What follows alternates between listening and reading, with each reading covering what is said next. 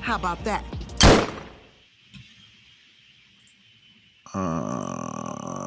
Here we go.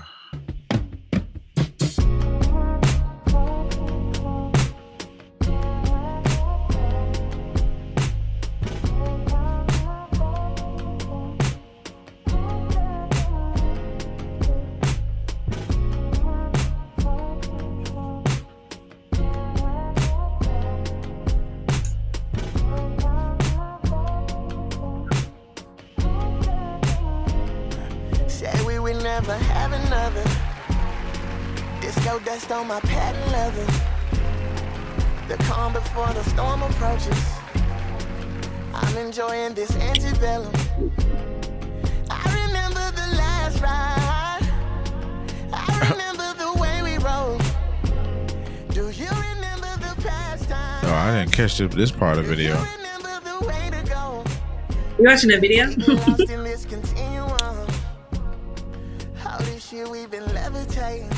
Damn it. The stairway to heaven's lit tonight. I'm supposed to show this. Hold on. So get ready, there we go. Oh, okay. I'll get ready cause we rolling again.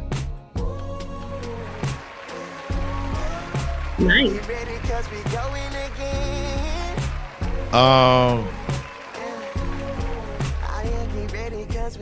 So I just literally stumbled over this, like I think maybe like 10 minutes before we were setting up for this stuff.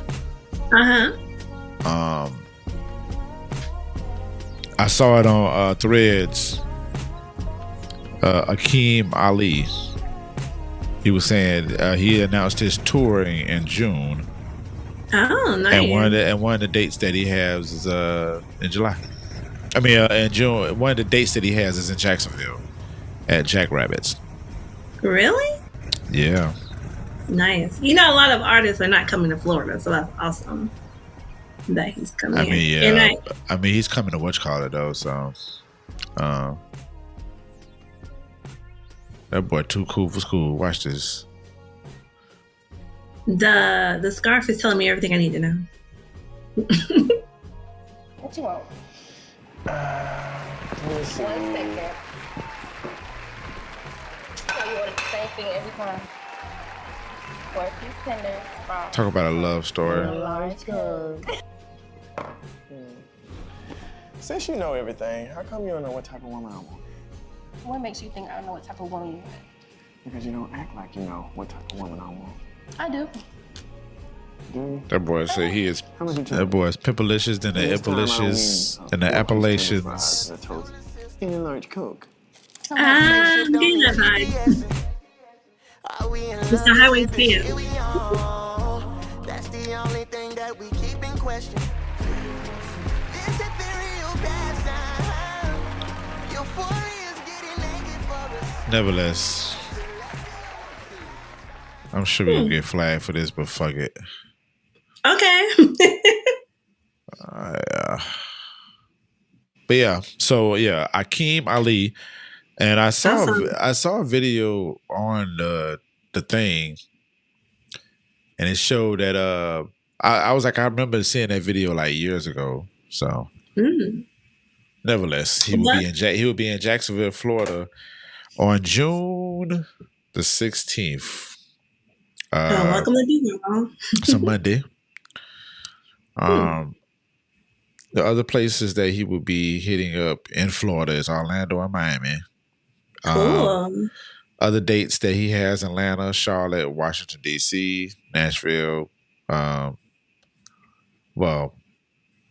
I'm gonna name all the ones that's on the East Coast and South region, but D.C., Charlotte, Atlanta, Jacksonville, Orlando, Miami, Mississippi, and Louisiana, New Orleans. Cool. Everywhere else is out of range, but nevertheless, if you are around one of them cities in June, go check out some dope music. There's an early rose for you. All. I don't know how big the venue is, but I like small venues when artists come because it's more like intimate. Well, Jazz Rapids is definitely small and intimate. It's definitely that. So Okay. yeah. But everybody in there is like a fan. Like it's not like 10,000 people. Only like 35% are fans, and the other are just there for the experience. Well, yeah, you're right. There was a situation this week. Well, what is today? Yeah, Tuesday. Yesterday I was in a meeting and this guy was asking. He was like trying to find like local music to go check out this past weekend, and it was like nobody knew what was playing. I was like, damn, dog, that sucks, man. That we don't have that. We don't have that type of energy. Because I'm sure if you go to Atlanta or anywhere else, you're gonna find some local music playing somewhere. Yeah, that is surprising, especially because Jazz Fest is this weekend, but I would think to get amped up for it, it'll be some like local artists playing here and there. Yeah, you would think. What do I know? I'm in the house, so yeah. But somebody's gonna want to change that at some point, so we shall see. Yeah. I'm definitely going on tour when my mixtape drops. So, congratulations, friend. Thank you. I hear the sarcasm. It's really heavy. Thank you, friend. No problem. I mean, I'll be at the show when the dates come out. I'll be at. Of course. Yeah.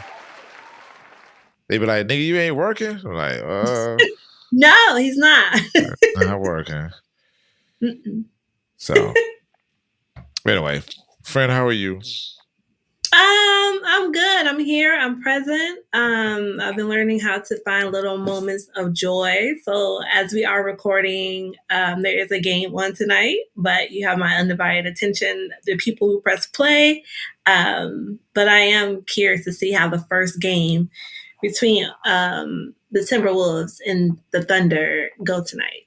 There's a 70% chance that the Thunders may win, but we shall see about that. Yeah, shout out to the Thunders for sending them boys home on Sunday. It looked like the same game the Knicks sent Boston home too. So yeah.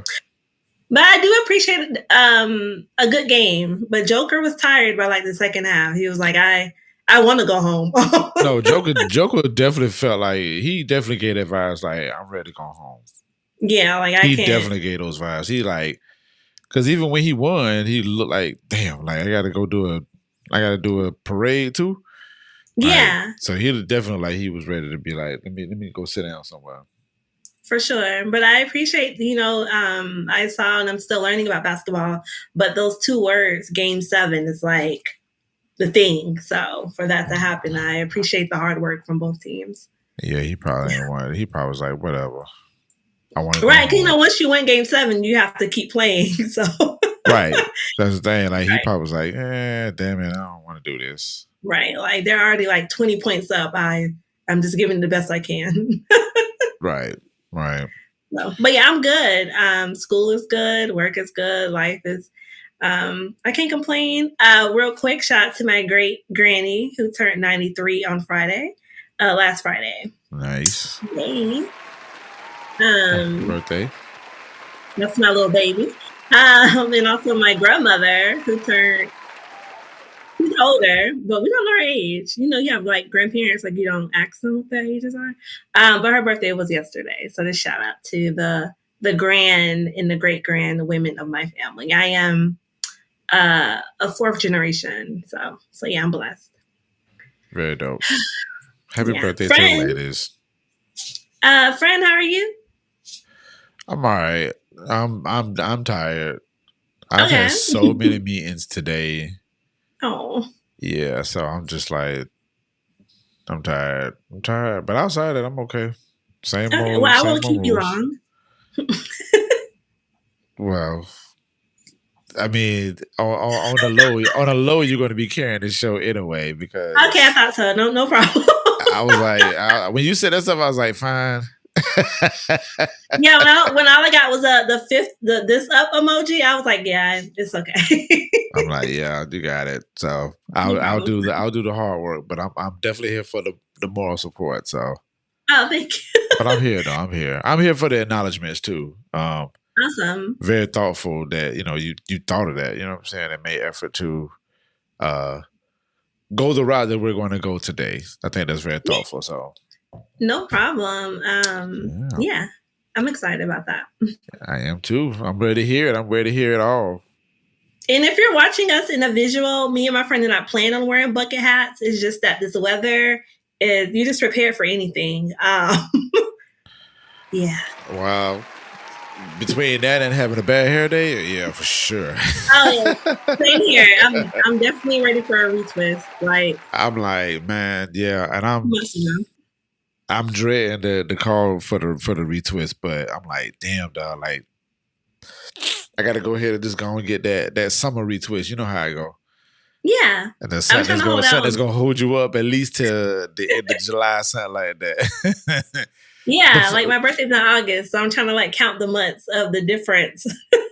That's what I'm saying too. Like, yeah. I mean, my birthday in July, so I'm like, damn, I don't want to get my retwist too early. You know what I'm saying? I kind of want to, but the last time I got my hair done was like in March, and for some reason that, like, my new growth.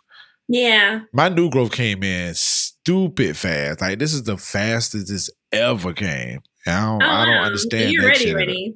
Yeah, my hair, I'm like, damn, what I ate some protein or something? I don't know. Shit, like, it's just thick. So okay. I got a little fro on top of the locks. So I have one of those. That's why I have one of those. Yeah, I don't know. We're gonna see. But we definitely look good with our hair down like this with a hat on. So for sure. This one is crocheted by me. So yeah. Very dope. I don't know why I don't have more hats, but yeah. and this hat is by H&M. Looks nice. I got about 5 of these things, different colors and all. Awesome. Yeah. Cool.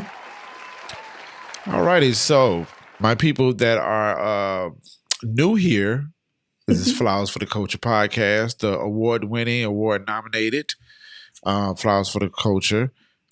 Shouts out to the queen to the right of me. Yep, Crowned ReRe.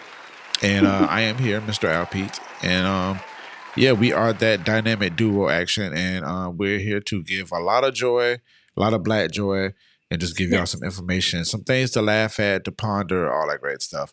And to the folks that have been rocking with us forever, we salute you as well. Thank you so much. Real quick, I might as well plug this in again, but if you have any people that you would like for us, person, place, thing, or idea that you would like for us to cover, please feel free to hit us up on the DMs individually, collectively on Instagram. We have the podcast Instagram, which is FFTC Podcast.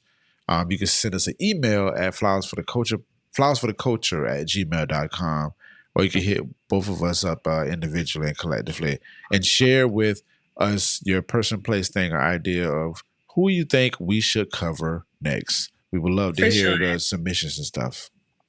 And did you mention cactus too?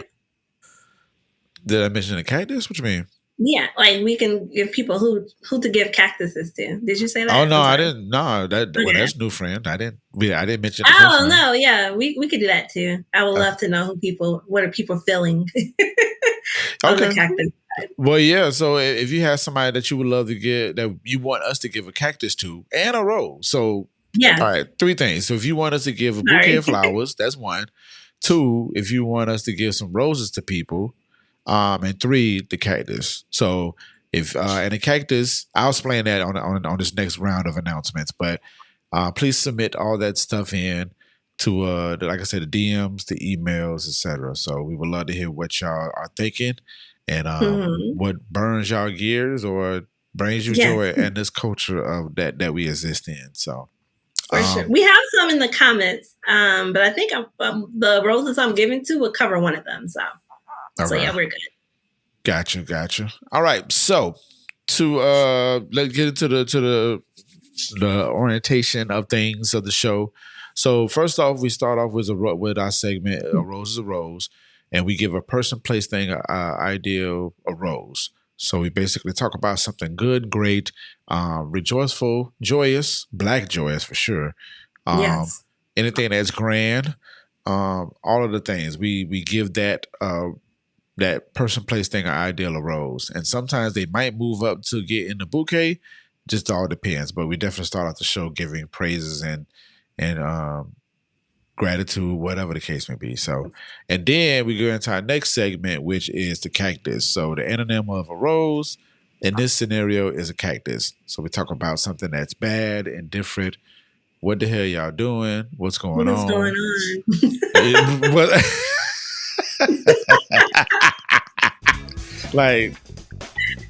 like why? Why? Yeah, what's going on? Yeah, that was good for him. That was good for him. That was good. I've been saying it since last week. Like, what is going on? So yeah, we're gonna talk about that a little bit. Matter of fact, I put that in my notes. That's definitely what's going on. Like I've been trying not to talk about it online, but I'll talk about it on the show. Okay, I've been kind of saving my thoughts for the show. I save everything for the show. I don't I don't really post my opinions on social media. So. Yeah, I try not to. So I find it more defining when I put it in a podcast form. Yeah, so, me too. Yeah, so that's what the cactus is, and all the great things. So, and then after that, we go into a segment where we either give a bouquet of roses to a person, place, thing, or ideal, or we do another segment, which is not another segment, but the second part, which is the second thing that we would do would be what's fresh for the culture. And what's fresh for the culture is basically what we talk about what's currently going on in culture. Probably going to be a mixture of the roses and rose and the cactus, but we talk about what's happening currently in that section. And in the midst of that, when you hear this sound, we are talking about Tyler Perry. Yes. Shout out to our good friend, Mr. Tyler Perry. We always make sure that our brother in Christ. Is he our brother in Christ? He's been going. They've been showing his clip from. Golly, what is it? Is it Blackish? Not Blackish. Yeah, no. Black AF. Yes. When he made an appearance on that, they've been sharing that lately, man. They've been giving my man roses, man. They've been giving him roses. I'm like, so people are just now discovering that that clip. Well, I think people are. I think. Okay. So the one person that posts it, I'm sure they know about it. But, right, we know about it. Yeah, we definitely know about it. But like when I've been seeing people's comments and they're like, "Oh wow, like Tyler Perry is really spitting some game," blah blah blah blah. And I'm like, okay, this is like a couple years old. Right. Oh my God, I wish I would have. This had to be before. But it's like 2020, like 5 years old at least. Yeah, I mean, Black AF was definitely a thing during COVID for sure. Yeah, which I really wish they would have gave it like a second season. But do you think he won the second season? I don't know. I do follow Kenya Barris, and he was saying, what if we did like a movie? And I feel like a movie would have crunched everything together. And I like how the format was laid out for the episodes. Uh-huh. So I feel like maybe he's trying to figure it out. But again, he does have like other projects as well. So yeah. So yeah. I'm trying to find this tweet, and I wish I would have. Did I had to screenshot it. I pray I screenshot it. Give me 1 second, y'all. But it's about Tyler Perry. I definitely want to give a rose to that situation because when somebody mentioned it, I was like, "Oh yeah, you are definitely correct." Oh man.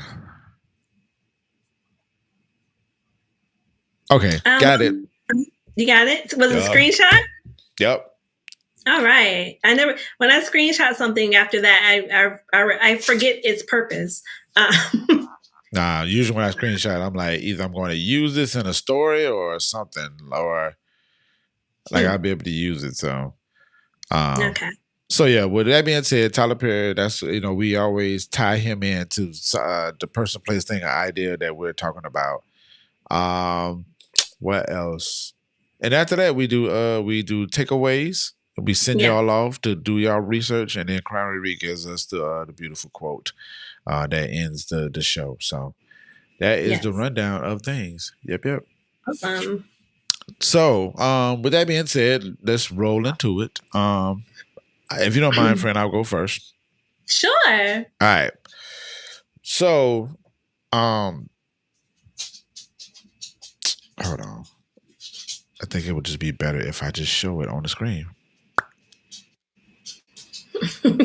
Shout out to my Apple making that noise for the airdrop.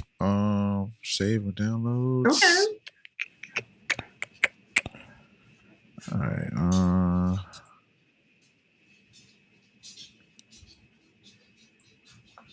Let's move it over here. There's Akeem again. I see. Preview. Boom. I don't know if I could date a guy that wears like high waist pants. Like, are we wearing them together? I don't know. I would hope that y'all will wear them separately. Right. Unless y'all really want to stun on them. You know what I'm saying? All right. So shout out to Brooke DeVar. She said Tyler Perry as a major donor to this year's Met exhibit, and part of the reason 31. I saw this. Okay, real quick. I saw this after we talked about the Met Gala. If you listen to our last episode, we were at the Met Gala. Everybody, we were there for sure. All right, so it says Tyler Perry as a major donor to this year's Met exhibit, and part of the reason $31 million was raised. Record breaking. I think we should be kinder to him as a culture. And then the last part, it says, I'm not saying he's above artistic critique, but the way people drag him feels like it goes beyond. And I didn't care for your movie. Man, listen, round of applause. Stadium music. You hear me? Stadium music. Stadium. We are taking, we're on the side of Tyler Perry. I just wanted to put it on the record. Yes. So that was definitely a rose going to Brooke DeVar for that, because that was beautifully stated. Like, I don't really talk about it as much, but in my mind, I'd be thinking, like, why in the hell do y'all have so much disdain for goddamn Tyler Perry? And Tyler Perry is the only, I want to say the only, but he is a significantly large amount of the one person in the industry. He's very well off. Very well off. To making sure that, like, it's funny because nobody cares to mention that he's thoroughly employing people, thoroughly giving these people massive opportunities, thoroughly making sure they're getting paid. Whereas our other, counterparts, constituents or whatever, are not giving these people the roles, are not getting paid, all these things. Yeah. We should outside of the Met Gala, we definitely should be more kinder to Tyler Perry. Now, this doesn't take away from our critiques of his movies and TV shows, but Tyler Perry as a person, we definitely should give him flowers. And that's what she said on here. She said, I'm not saying that he's above artistic critique. Yeah. But the way people drag him feels like it goes beyond, I didn't care for your movie. And there's definitely people that definitely try to take away from Tyler Perry. Yeah. Listen. We joke about it all the time. And honestly, well, I don't know. We all joke about Tyler Perry. But but deep down, that guy worked. We're trying to get him a lot. I'm going to say this again, and we can move forward. This man wholeheartedly pays people. Yeah. Like, he gives them opportunities and he pays people and he treats them like royalty. I can't think of anybody that had anything bad to say about Tyler Perry outside his movies. What bad do we know about Tyler Perry? And we are taking Monique away from this conversation. Outside of her, didn't know. And that I really hope that she just let it be. So yeah. But apparently, I mean, ain't nobody else saying nothing. Oh no, not at all. Just yeah. We have not heard not one disgruntled person that got paid, and you gotta think about it too. These people that are on these shows are growing. Like they're growing. They're being considered in conversations. It might not be like they might not be on some Denzel or like Tom Cruise shit, but still, like these people are honored and respected in the world that they're in. For sure. So that was a rose right there. I thought that was very, very great that she mentioned that, and I'm glad that she did that. So definitely stadium music again for that. I like how she wrote it too. Very just dope. Yeah. All right. So my second I'm sorry, before we go there is a new movie coming out called Straw. Now, it is directed by Tyler Perry, and it did say it was shot in 4 days. So I am looking to see how that goes. But in that movie, Taraji P. Henson, Tiana Taylor, oh my God, Sherry Shepherd, they are in the movie as well. Gotcha. So, but again, these are people that go to Tyler Perry or people who are on Tyler Perry's, let me reach out to these people for this movie. So. Right. Word. So, my second one is I want to give a rose to my homie Marcellus Womack. I interviewed him last week for The Neighbor's Way. Very good brother, chief brand strategist, media strategist guy. Awesome. Very dope in that world. Has his clients, many of his clients is Meow Barks and Salon PK. So he does like the brand strategy for that. He's been doing that for many years. I met him back in like 2000, I want to say 10ish, but we've always kept in touch. He follows my work. I follow his. So he hit me up and was like, yo, I got the book that I just released. So I interviewed him and we spoke on his book. So round of applause to him for releasing his, I want to say his official, I should know this, but like his first book. Well, he co-authored some other books, but this one here, this is what he handled. So I want to pull this up real quick. Congratulations. Oh, yeah, wow. For sure.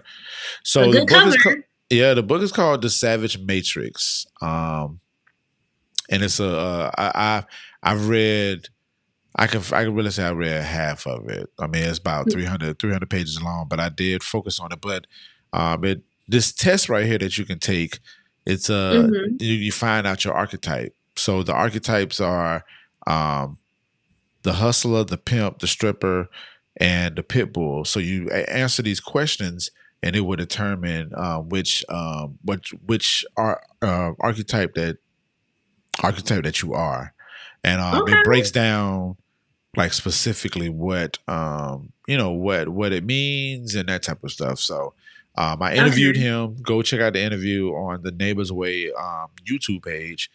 The interview released today.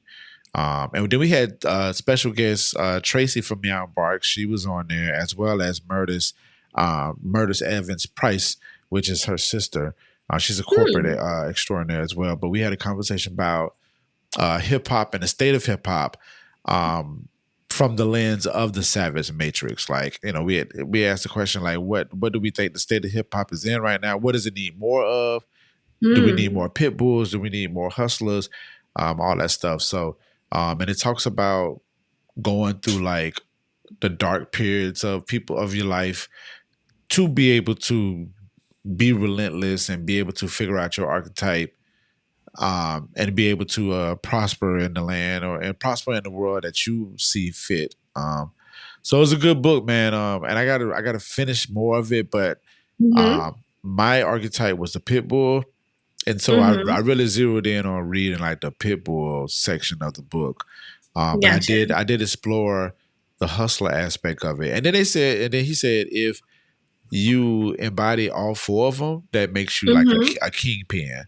And but it's very thorough, and it gives you a good introspective of like where you at character wise, and kind of things you can kind of reflect on and be like, all right, this is me, this is what I'm built from, and this is what I have, and it kind of give you a good view of like how you view yourself and how you really move through the world, your world views and such like that. So round of applause again to him for releasing his book. And I'm glad that he hit me up and wanted to be on my podcast. Well, not podcast, on my show.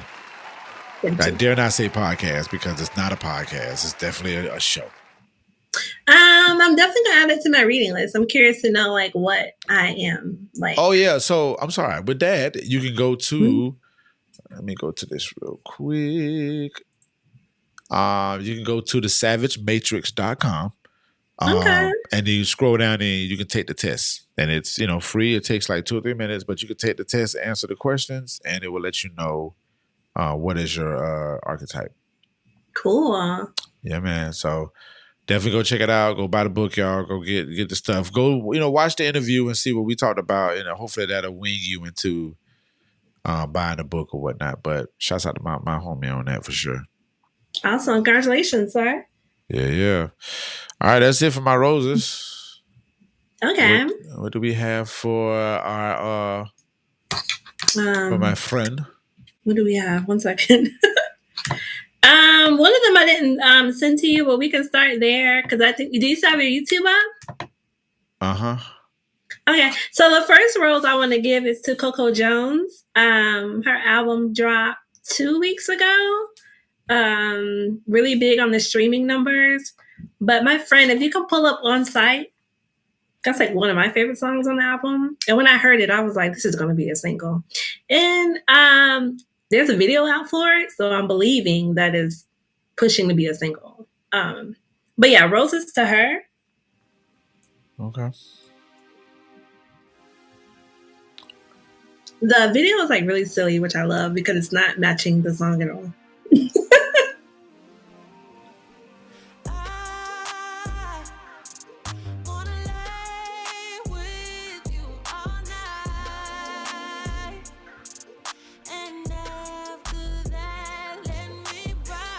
We got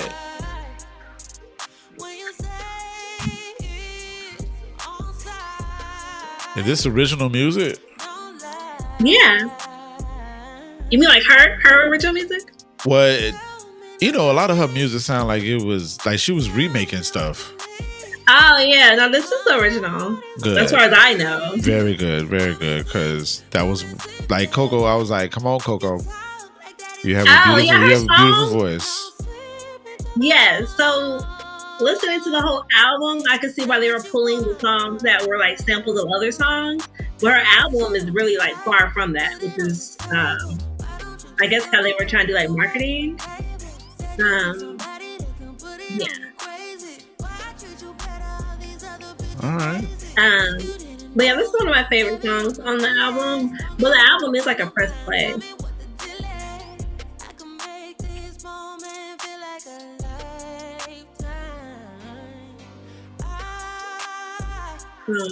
Yeah, I know.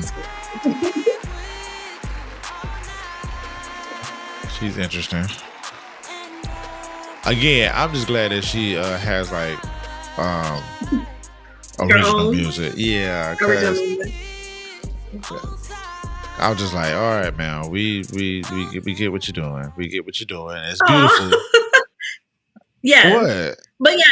Yeah, I understand what you're saying. Like a lot of her singles were definitely like samples of older R&B music. Yeah, man. Yeah, which again, she was on the Breakfast Club and they were like really fussing at her, well not her label, about them not turning in the album or giving them like a sample of the album the day of the interview. But outside of that, she was talking about how it is hard to like market for R&B. And again, I think the album is great. I don't think there's a song that the only songs that I skip are the songs that we already know because they're being played on the radio, which is like, I only think like 2 maybe 3 songs are on there. But she does have a bonus album, or however they call it now. Deluxe, I'm sorry. A deluxe album? Yeah. Yeah, so if you have 20 songs and like 3 of those are singles, at least 17 songs I could listen to, I could just press play. So yeah, shout out to her.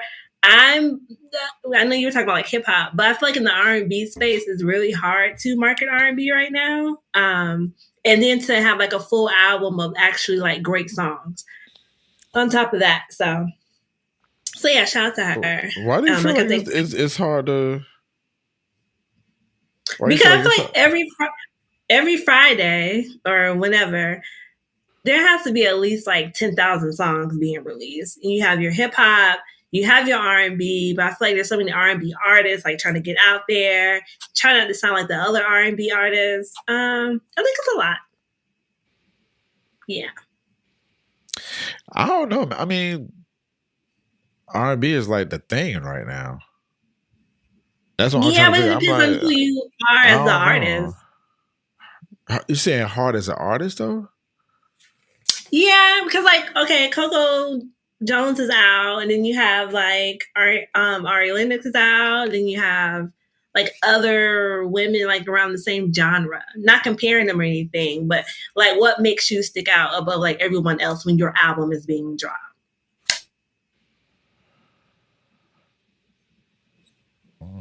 Okay.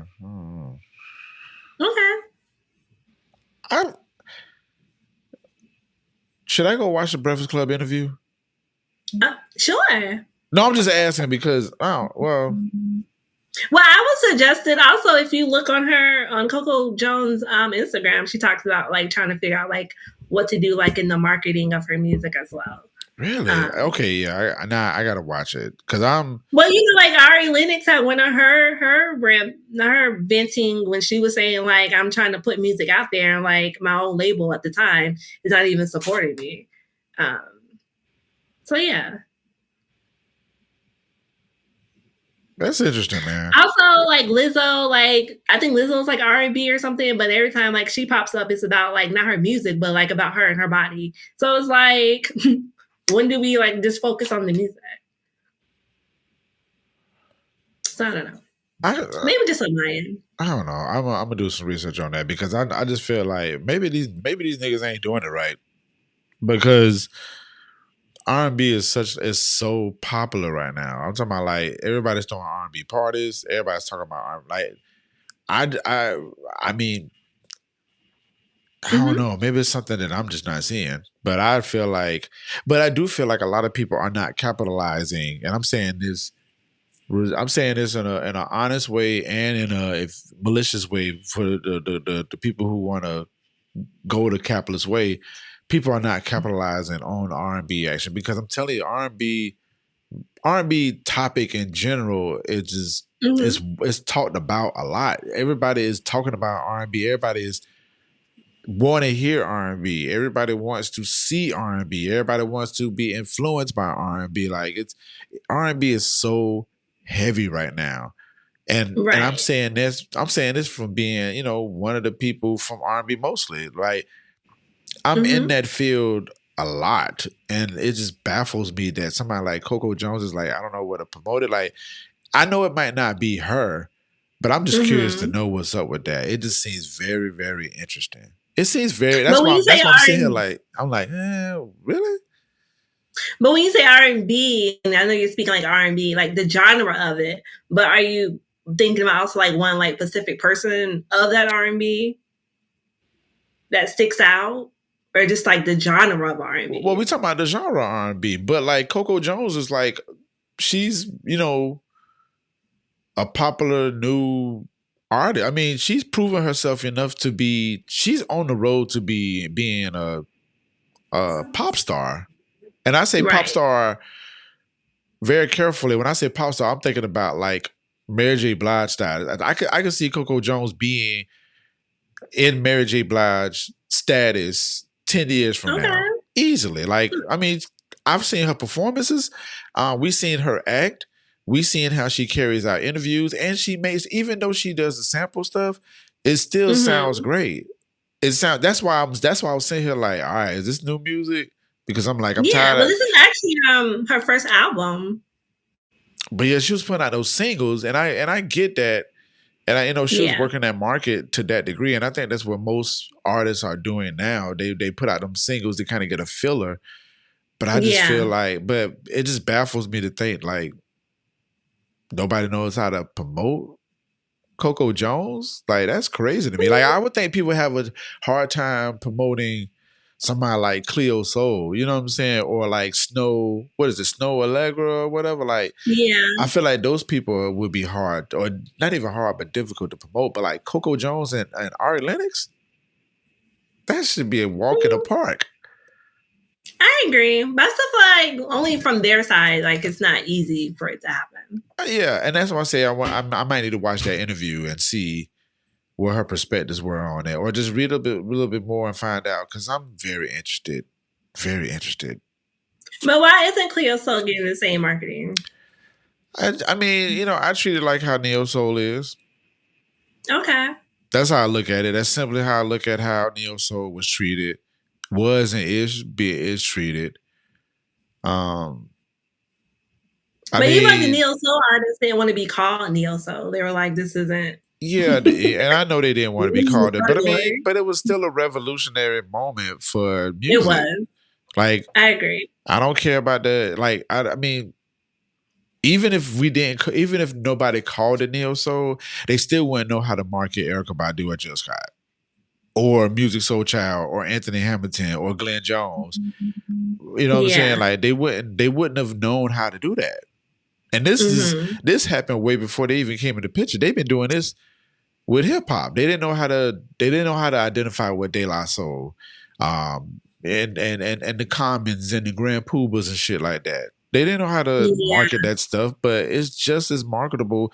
Nobody didn't want to put the time to think about that stuff. So that's what I'm saying. When it comes to somebody remote like a Coco Jones, which I would definitely not put her in the Neo Soul realm. Right. I would put her in straight R&B.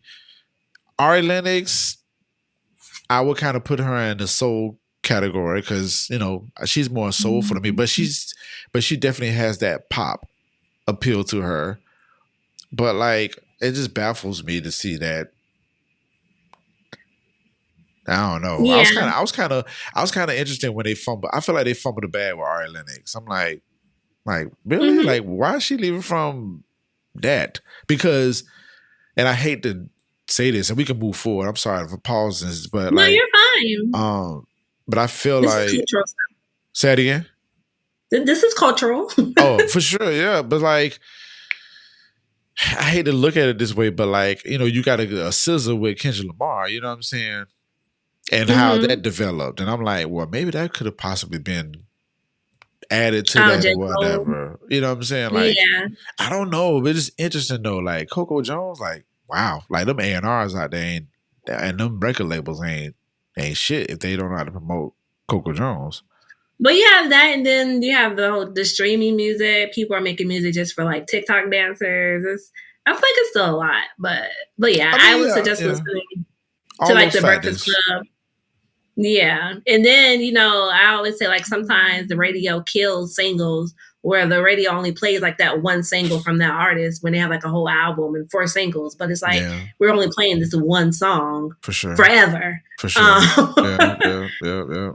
Yeah. So, which I think kind of happened to Ari Lennox, because if they play Ari Lennox on the radio, it's like that one song that she has, which she was saying at the time, like, y'all wasn't even really feeling Cocoa Butter Baby. Like, I had to keep pushing it myself.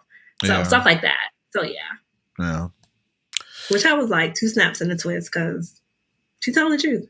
So I mean, I like the song, but I love the song. Like she said. Shit, I love Ari Lennox. Period. I love her quirkiness. She's so fucking. We know, friend. We know. Oh yeah, the ooh la la is in effect for sure. How about that? Yes, ma'am. Well, she's looking for someone to make her a soft girlfriend. How about that? How about that? Child, I'm gonna let her be. Okay. Let her be. Let her be. So Gotcha. But yeah, roses to her. Like I said, if you have not listened to her album, I am saying please go listen to it. It's only like 2 or 3 of the singles are on there, but a really dope, solid album. Yeah. indeed. Okay, so my next rose. So what's today?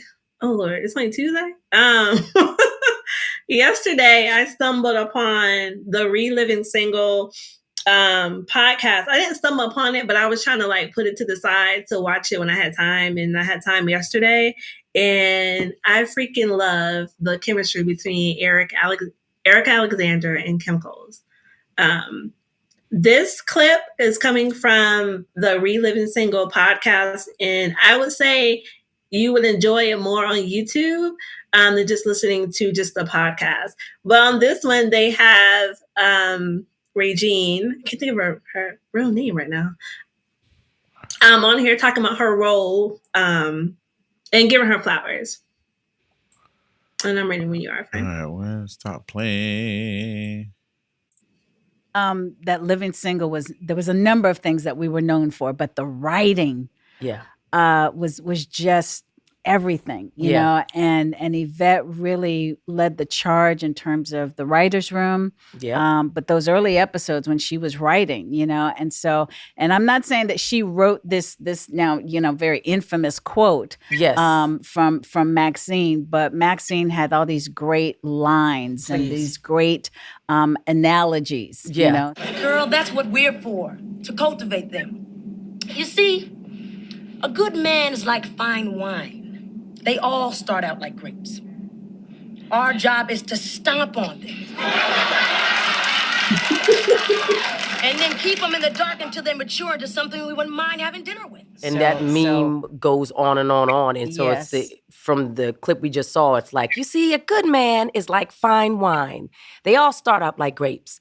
Our job is to stomp on them and then keep them in the dark until they mature into something we wouldn't mind having dinner with. Did you see how I pitched my voice up? I did. As opposed to the Marlboro woman that I am now. Oh, God, I had to, a good man is like fine wine. Did you hear mine? Yeah. Okay, Charles. But you know, I love the confidence because right now everybody's so thirsty. But she wasn't. She was like, yeah, there's going to be more. Do you see what I'm serving? She's serving the full package. Right. You know what I'm saying? She On just to got the the next. body. She's got the this. What she's got in spades is the confidence. And the vision that the right one will come along. Right. Move along, The move along. vision. That's good. That's good. Yeah. Regine That's my definitely had a Regine. vision for her life and not just the person who would fill that moment. And Yeah. sometimes she looked at it All right, as so I thought it was a short. Yeah. you know. Okay. But yeah, so if you have not had a chance, Man, if you have not had a chance to watch Reliving Single, I would definitely suggest that you watch it. I have another clip, but before we go to that one, I just wanted to just like explain the show. So Eric Alexander, which we know as Maxine, and Kim Coles, which you know as Sinclair, which she said that she is actually the oldest out of everyone on the set. I could not believe that. So they're watching clips of the first episode of In Living Single, and they're talking about like the characters and how they were formatted and how like the plot was, and you know what happened when the first episode aired, and like all the behind the scenes stuff. And it's just amazing how like they're talking to like the listeners as if we're like getting like, I don't know, like behind the scenes explanation of like not only just shows and like Living Single, but like shows in general on how everything is like formatted, which, you know, last episode we were on here, I was like, I want to understand why we can't get past 5 episodes of shows when it comes to Black shows. Which Eric Alexander explained the difference between the Black shows and shows that are Black casted on one of the episodes, which I was like, oh, I never like thought about the difference of it. But yeah, I am a big Living Single fan. So my friend can play the next clip.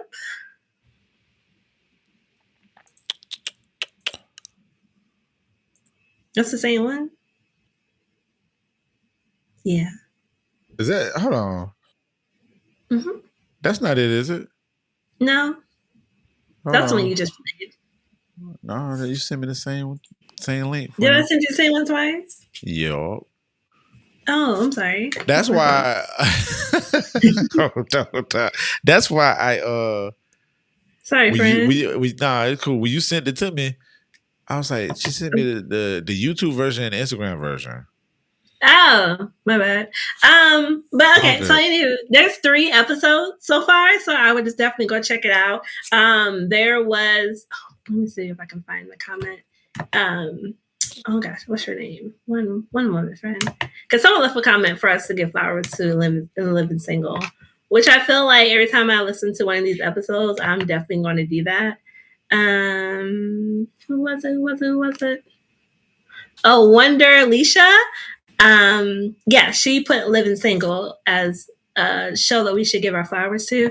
And listening to this podcast and the visuals of it, I definitely will continue to give Living Single their flowers. Because, friend, that was like 93, I think they said. 93, 94. I didn't realize it was that. I didn't realize it was that. Oh, I don't know. I think between like 94, 96 or something like that. I don't know. Well, they were on for 5 years. Yeah, and I was 8 years old, but I remember watching Living Single on Thursday nights with my mom and like all the women in like the apartments that we lived in.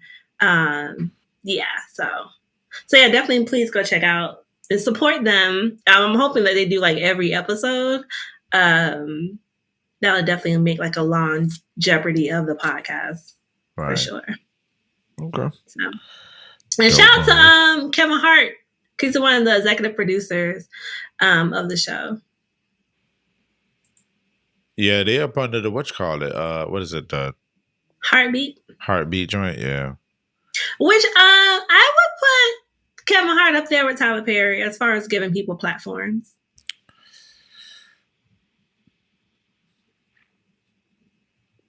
Especially from that space, yeah, for sure. Mm-hmm. Man, listen, it's a couple of.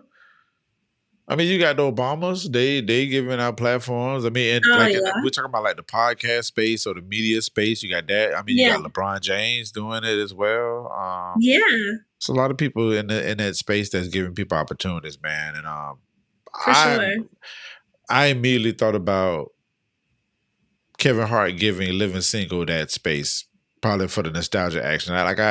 Before I even watched the episode, I was like, oh, Kevin Hart probably looked at it and was like, yeah, y'all need to do this, and I'm gonna make sure this is taken care of, etc. So yeah, and then the goal of the show was because they were like saying like people kept like asking them like about like the whole reboot, and they were like, let us come together and like answer some more different questions, I guess. Yeah. I personally am okay without a reboot. I don't think everything should be rebooted. Because we're gonna still be this is a thing of like wanting something but not actually wanting it. I feel like people will be very critical of a reboot, even though people are saying like they want it. Right. Because God forbid Maxine doesn't have like her yarn lock; she has like a wig on, and then everybody's upset. Overton and Sinclair got a divorce, and now everybody's mad. So. Right. Just saying. So yeah, I'm good on that. But yeah, please go check out the podcast. I am like I listened to I watched 3 of their episodes and I was like, oh man, like I want more. I think it comes out every week. Yeah. How many did they say how many they was gonna have released or? Not yet. They just come out once a week. But I'm curious. Okay. Friend, you would love Erica Alexander's, like, if you don't already, like her personality and like her take on things. Right. So yeah, it's very intentional. They have goals. They don't always like agree on stuff. Like me and my friend have our moments, which I think the only moment we had, friend, was when you said Jamie Foxx could not sing. Right. But outside of that, yeah, it's a really dope podcast. Indeed. Okay. And I only bring that up because there was like a Facebook flashback where we were recording and you were like, I'm good on him singing. And I was like, what? Yeah. Yeah. Like I said, I watched a little bit of the episode, that first episode, and was like, I was like, damn, let me hold off on this again. and then just never returned to it. But and then I was, of course, Al Pete looking at it from a perspective of looking at how it was shot, which it looked like it's shot beautifully. That promo is like crazy. Yeah, they actually have a episode 0 where they show how they actually created like the backdrop of what they have now. Oh, yeah? And even that episode was like an hour long. So yeah. Okay. Like I said, it's a very intentional podcast, which I enjoy because again, some podcasts you listen to just to listen to a podcast, and other podcasts, like there's actually like an intention behind it. All right. Okay. Like our podcast, for example.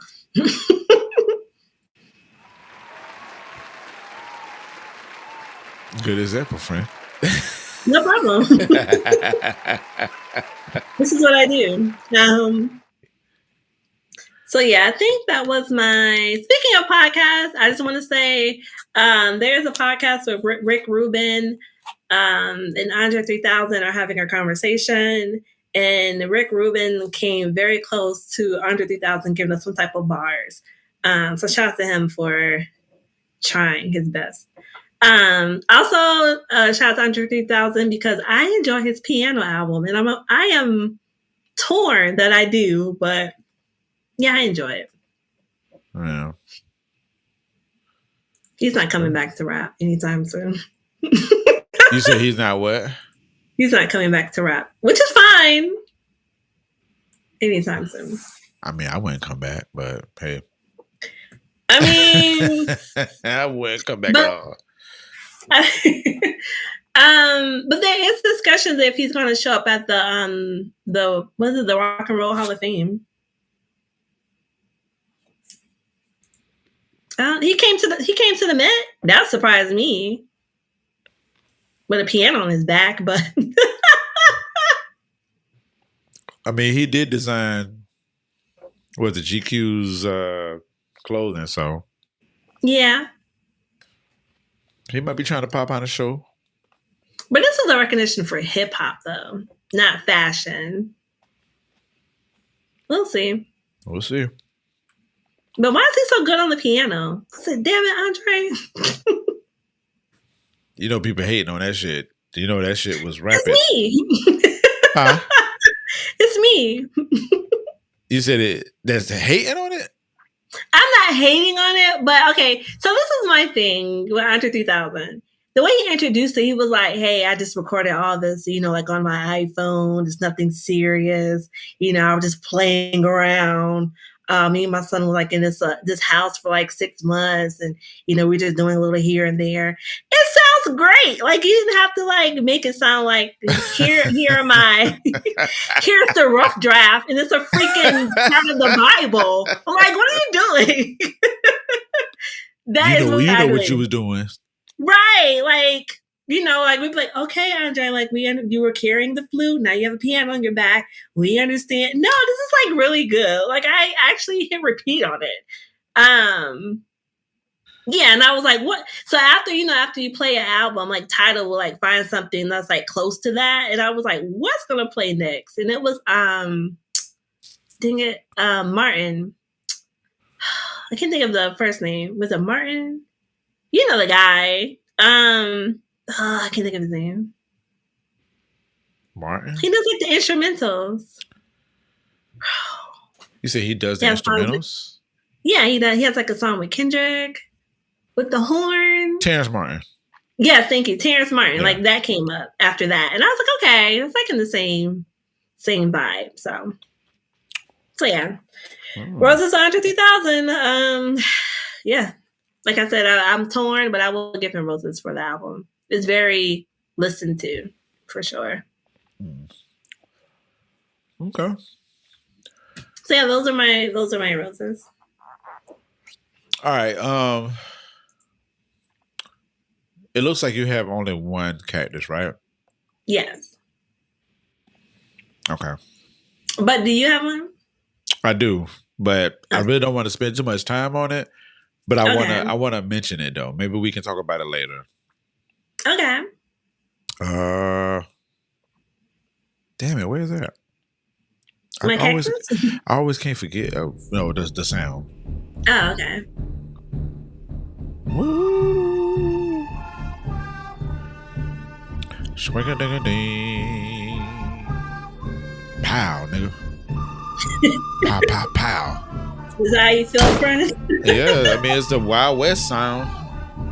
Wow, wow, wow. All right,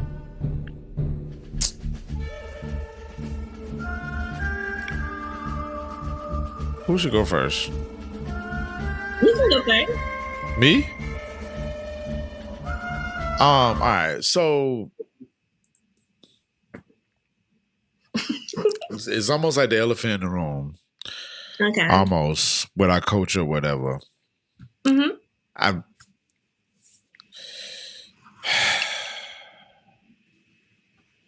Do you need garden music? Excellent choice, friend. Sometimes I co-produce just like for 30 seconds.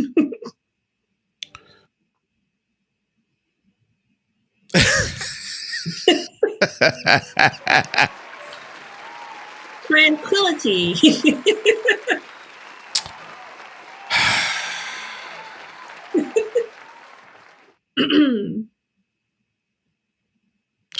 Is it playing? Do you hear it?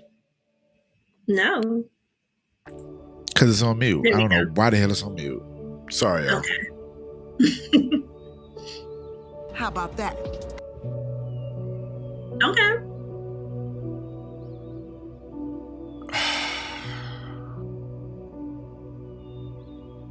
Sean Diddy Combs. Mm.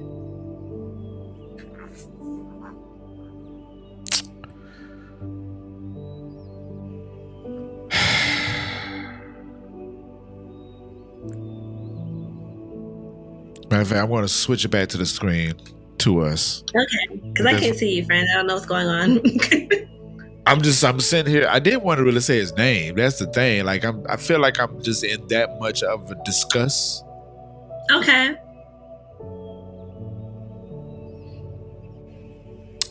There are many things that we can say about this situation, but again, I just want to mention this part out, and maybe on the next show, which I'm sure we'll have way more developing information, because this shit is developing as we pod. Literally. And at the same time, too, I just really want to give like the massive, enormous respect to like all the victims that went through this situation, regardless if it was consensual or not consensual, if it was on a racketeering or just flat out being malicious.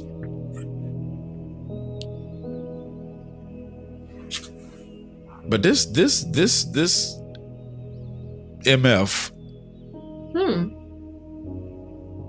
this MF is like really, really terrible. Like, yeah, like very, very, very terrible. My word is unkind. Very unkind.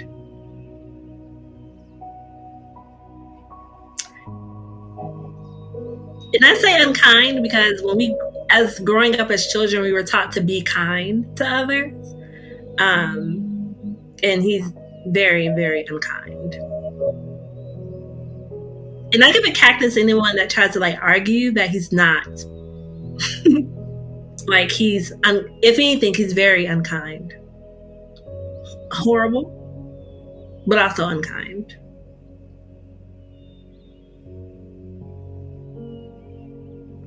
Not to take our cactus away, friend. I'm sorry. No. Lost in words. It's just like I literally was just sitting here thinking like, damn, Diddy, like, as you know, because I'm following it. I'm following it. Yeah. Mm-hmm. And I'm just like, this shit is terrible. Like terrible. Very. So I will get into more of that later, but I just wanted to identify that this is in the culture. This is definitely a heavy thing that's polluting, revealing, or whatever, or unkind in our culture. I just want to I want to state that. So when I find like the proper words and stuff like that to address it, I will. But for right now, I can't. Gotcha. But I will. I wanted to acknowledge that this is in existence and how like brutal all this is. Very brutal. That's all, friend. Okay. And again, I would say cactus to people who are trying to explain this man's actions in a way that we are not actually hearing for ourselves. Cactus to you. So I'm gonna say this and then we can move on to go ahead and go to yours. I don't even want to acknowledge that part. Gotcha. The fact that people are like justifying the shit. You know what I'm saying? Oh God, I will say this. I'm gonna say this, and we're gonna have to move forward, friend, because we'll be on this. We'll be on this Diddy shit all night, and I don't want to give it that energy. It's already known. I was like, if there's any type of reasonable doubt that exists in this case, he go, you know what I'm saying? He gonna be not guilty, right? Without a shadow of a doubt. Like, you know what I'm saying? Like, and there has been a couple of shadows of doubts that has been in the situation, which makes the overall situation suck more. Yes. So with that being said, I feel like people shouldn't be so fucking unkind to sit there and like discuss something about something that was unkindly done to a victim. I agree. That's all I'm saying, friend. I agree, friend. And this is the second week, and it's supposed to be an 8-week trial. That's what I'm saying. Like, I think the day they interviewed like a male escort. Yes, and an assistant. So yeah. All right, friend. Let's get to yours. Sure. Again, I want to let the culture know real quick. I want to let the culture know real quick. We will discuss this though. I just don't want to discuss it right now. Sure. Maybe we might need to wait until it's all said and done. I don't know, but yeah. What's 8 weeks? Like summer? Sheesh. Well, 6 weeks from today. Yeah, that's late July. Okay.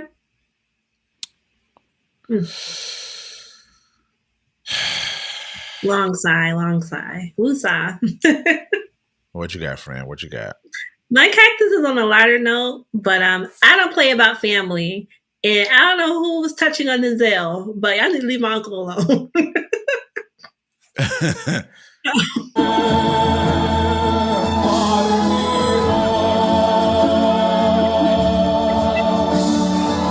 Denzel Washington est toujours avec nous. Il a réalisé 4 longs métrages. Je vous ai parlé d'Antoine Fisher. Il y a eu aussi The Great Debaters, Fences, et plus récemment. Look at A$AP Rocky though.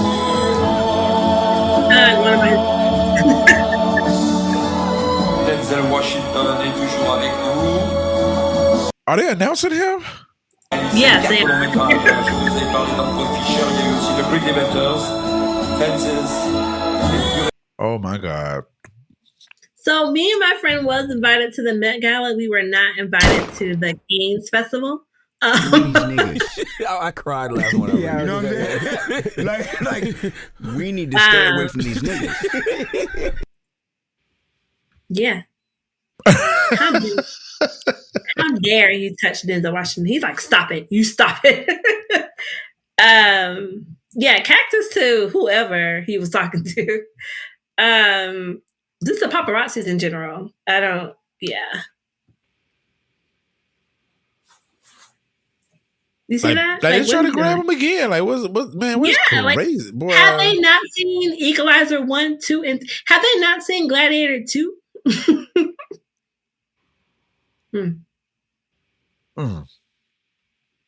I never felt a need to reach out and grab somebody as they were walking away.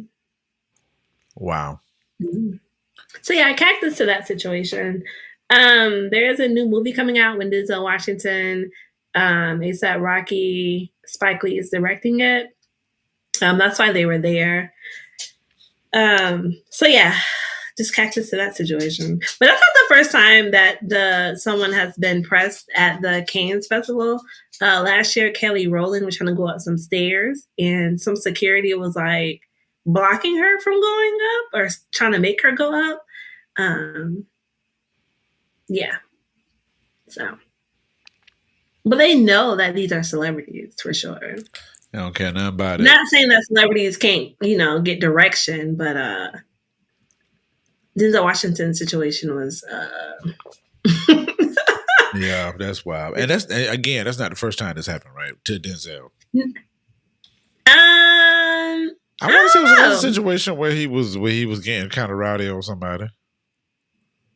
Well, during the time of the Will Smith and Chris Rock era, Denzel Washington was another person that diffused the situation. So, along with Tyler Perry, they were,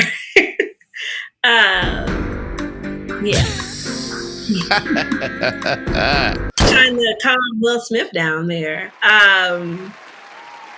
Man, why you ain't help him up? Shit, I just got back in town, man. How the hell I supposed to know he was going to be for sure.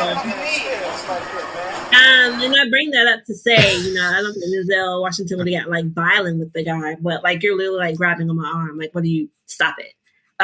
What are you doing? Right. Do you know who I am? I'm King Kong. Right. King Kong ain't got shit on me. Nothing on me. Nothing at all. Don't save him. No, don't save me. Save him. That nigga was he was about to literally swing on this nigga, man. God. I just pop him in the forehead. I feel he's stop it. So yeah, well, he probably said something. What did he say to him? What did? Hold on, let's go back. Can you go back? Let me see. Yeah, let me go back and see because I'm trying to figure out where it started at. But you see, okay, do you see the black guy behind the guy with the glasses? Oh, yeah. Okay, so that person touched him. No, not yet. No. If you look at the first, when it come back around again, the guy touched him, almost like the guy with the scarf touched him. But right. I feel like he was talking to the black guy at first. But then the other guy was like, "Can you come back?" You see it? You saw when he was like. Yeah, he tapped him on some hey Denzel, come here. That's right. What that was. But and then he tried to grab him again. What in the world? What is going on here? Dog, watch when it start over. To mess up his night. Oh, okay. I see the tap. Yeah, it was whatever. And still we're trying to reach out to him. He didn't get the message. He didn't get the memo. Nope. You gonna get that memo when Denzel swing on him. And then turn around and be like, my man. Right. My man. Sheesh. Okay.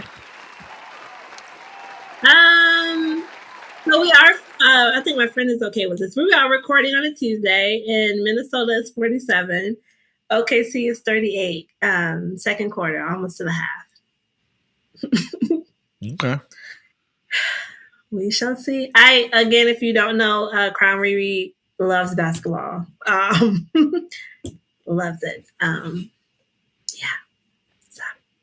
Okay, friend. Are you ready, friend, to get into our action? Yes, I'm sorry, 1 second.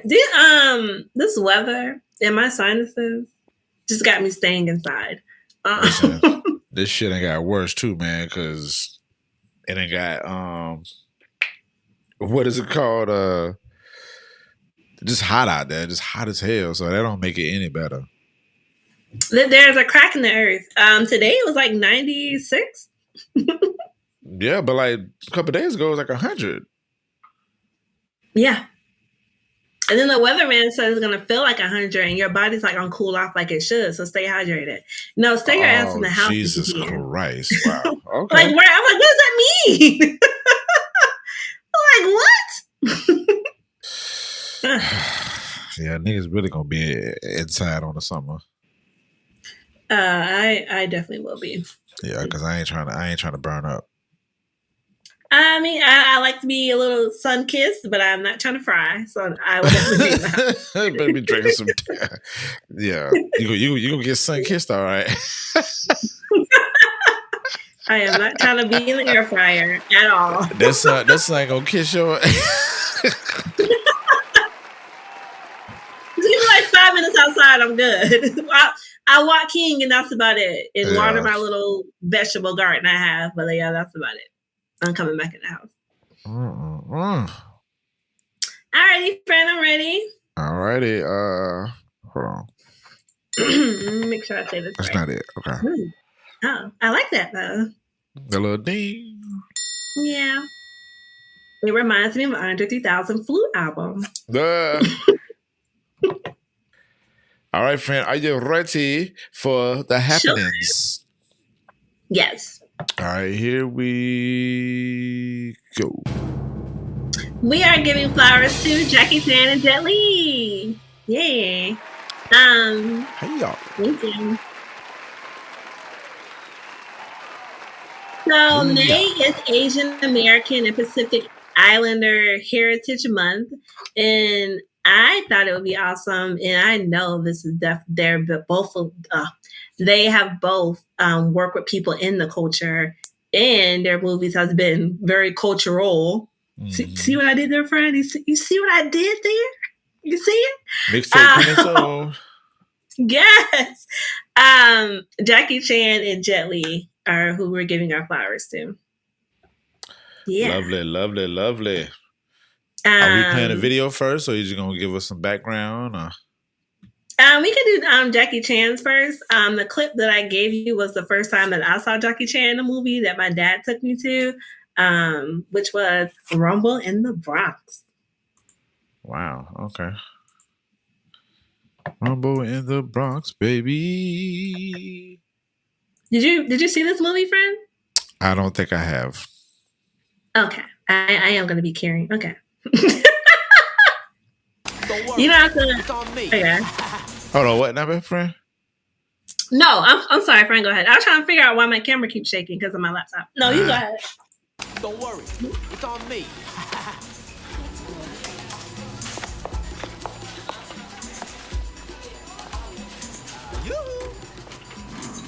How much do you want for this candy bar? 50 cents. What about these drinks? What? You drank these back there. You want me to pay for this stuff? Why don't you drink it, huh? Huh? Here, try some. Thanks, y'all. 先生，你識講咁 wrong 啦！呢隻死鬼啊，飲完嘢又唔俾錢啊，仲收成袋啲嘢啊，仲發爛渣啊 What's this stupid bitch talking about, huh? You stealing? What? Oh, yeah? Stealing? How dare you steal? Say it again. Hey! What's up? You got the problem?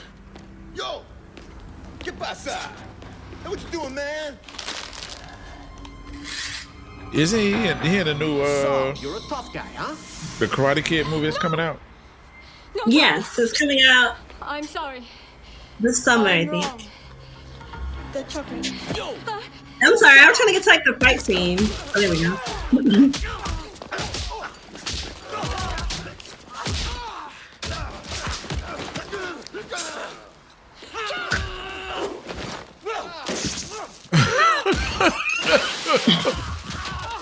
You should watch this, friend.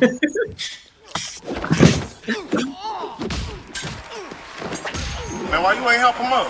Shit, I just got back in town, man. How the hell I supposed to know he was gonna be on that?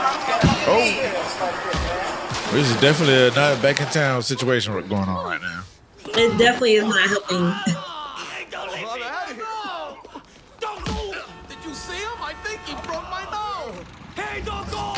Stealing? I'll teach you. I'm sorry. I'm sorry. Tell the lady. I'm sorry. Like, look how he's like wrapping around his jacket. Wow. Yeah. So that was the first time I was introduced to Jackie Chan. My dad used to, before my mom and dad got remarried, spending time with us was taking us to the movies. Watching those kung fu, what they call it, karate flicks. Yes. Also, now that I think about it, I guess that was the best place to take us. You know, we couldn't talk. We were seated for like 2 hours. Your dad was like, hush that fuss.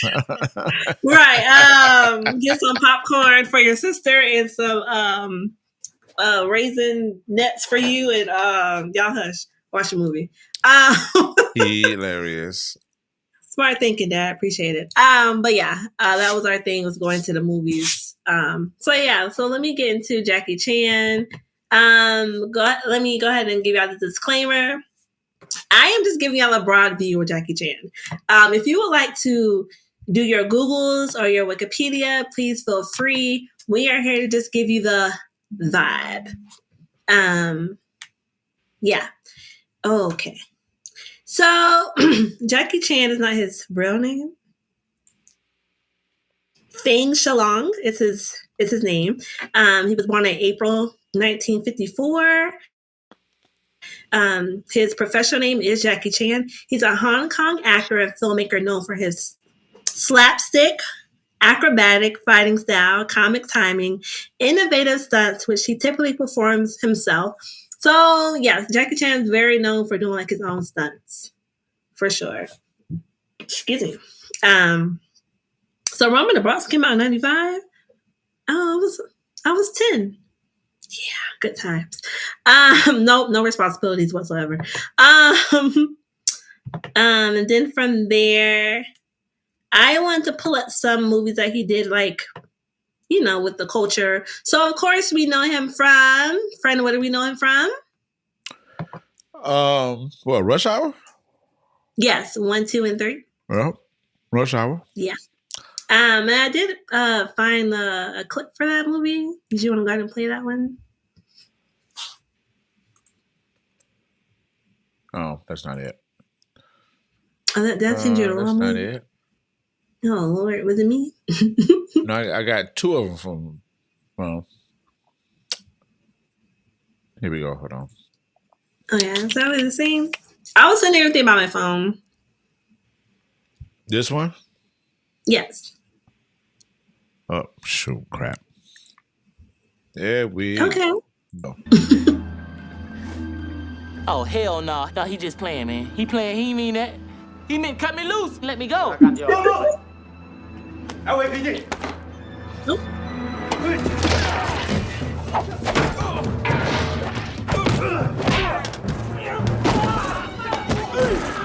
Like, this is him going on his own.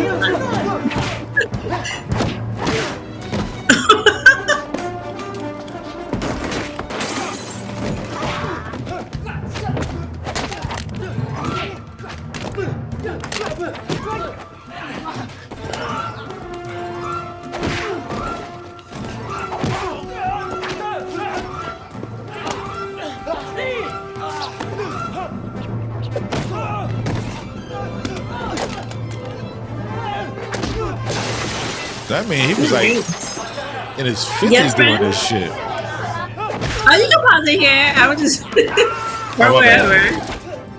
No, you're fine. It's like really fun to watch. I don't know, I've been watch the whole damn thing. I'm like invested. And I'm making like that. And I'm making like I don't see it on TBS every other damn every weekend. You know, one time I saw it on TBS, and before it came on, they had like a disclaimer speaking about like the language of the movie. I was like, good grief, like we're in a different time. But they still played it.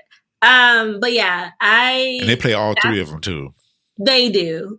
Sometimes back to back. It's like a whole marathon for like a Saturday night when you're in the house.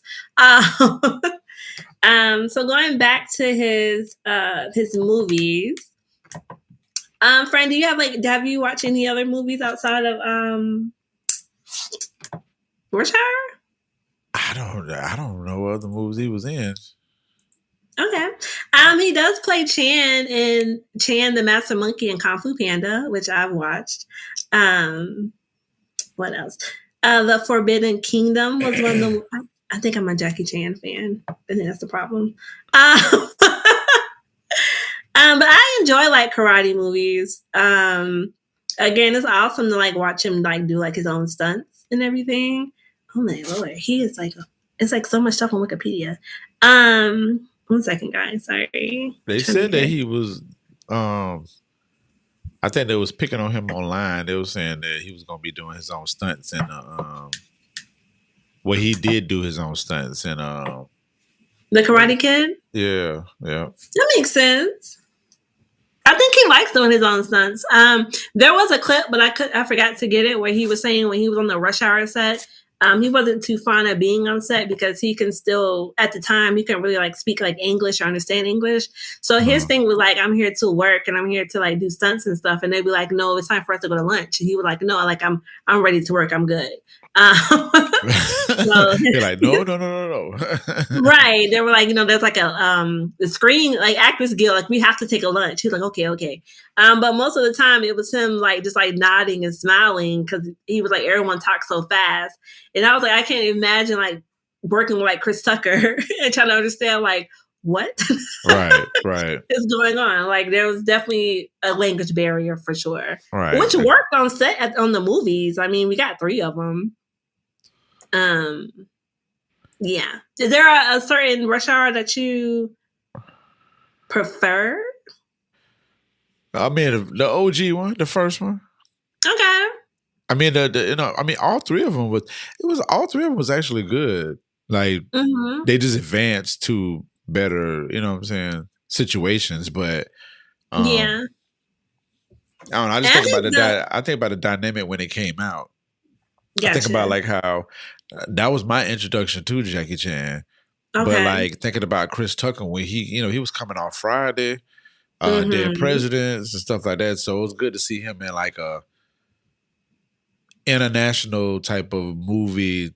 Not international. Well, yeah, international. It was international because of I guess we thought about Jackie Chan because he was not from America.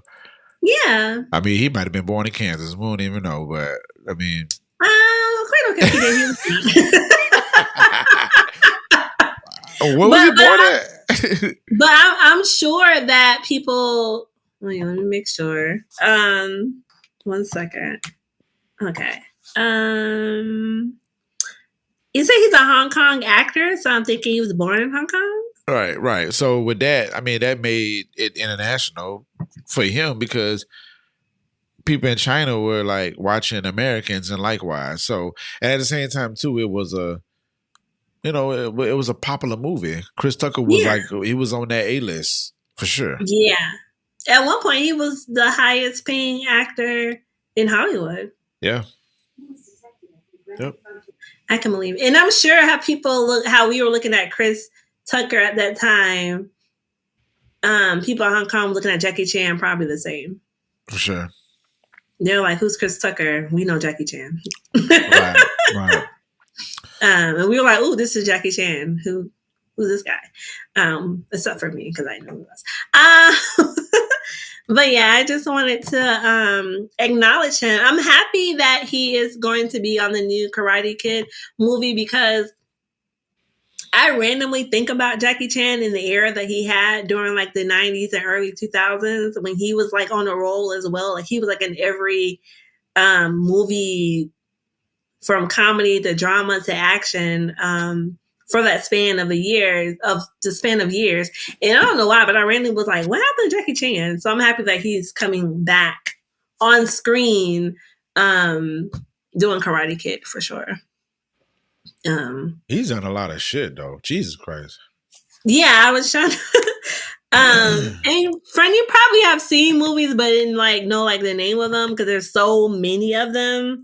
And I'm trying to see.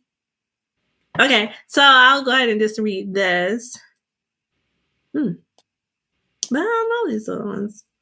Okay, Chan gained Hollywood access for portraying a chief inspector Lee in the American buddy cop action comedy film Rush Hour, a role he reprised for 2 sequels. He went on to work both in American and Chinese films, appearing in the well-received Shanghai film series. I think I've seen that one. The Forbidden Kingdom was like one of my favorites.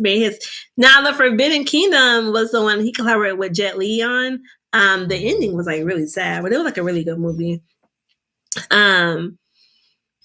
So he did do Karate Kid in 2010, and now he's doing the remake Karate Kid Legends in 2025. So I think I might go to the movies and see that. Yeah. I'm a big Cobra Kai watcher. And the guy from there is going to be in the Karate Kid movie, so I might go see that. Ralph Macchiano or something like that. Yes, thank you. I'm horrible with names, but yeah, him. Which my dad already told me there's no ties to both, but I'm still gonna go watch it. So yeah, I just wanted to highlight Jackie Chan again. This is Asian Pacific and Asian American and Pacific Islander Heritage Month. Last year, or the year before, we acknowledged The Rock. So this year, I want to acknowledge not only Jackie Chan, but also Jet Li, because Jet Li had a run in American movies in the 90s to the 2000s as well.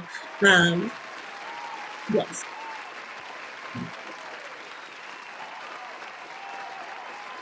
Ralph Macchiano. And friend, can you play the clip with Jet Li and my favorite singer of all times, Aaliyah? Okay, 1 second. Sure. Crap, what are we? All right, there we go. There's got to be a better way to do this. Oh, brother, what you doing here bothering Miss O'Day? He's the delivery boy moron. Hey, stay here. Look, I done told you about that. My name is Maurice, all right? You're right, I'm sorry. I keep forgetting, boo. Hey, dog. You smell something? No, I don't smell nothing. Then what the hell was the takeout food? You hungry, baby? Come to the front. Hey, dim sum! You's a real funny man. Now, you know, Mr. O'Day don't let things slide lightly. He also don't like the wrong element around his daughter. So it's up to me not to let it happen. Kick his ass. Now, you know you ain't the only one that knows some shit.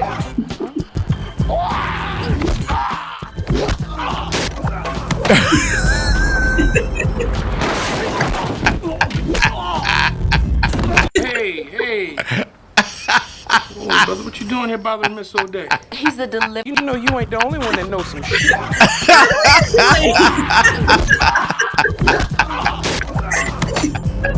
My friend don't even know where to go. Hey. Oh, brother, what you doing here bothering Miss O'Day? He's the Look, I done told you about that. My name is Maurice. Hold right? on, Fred. You right. Sure. Oh, God.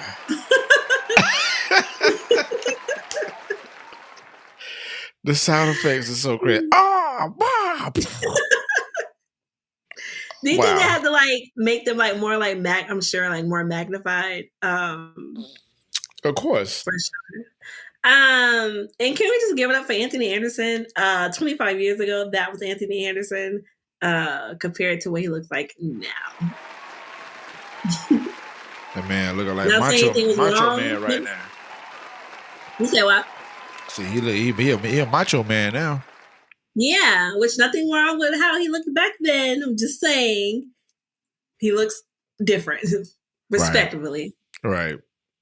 Yeah. He look healthy. Yes, health. Yes, friend. Yes, health. Yeah. But yeah, I wanted to highlight.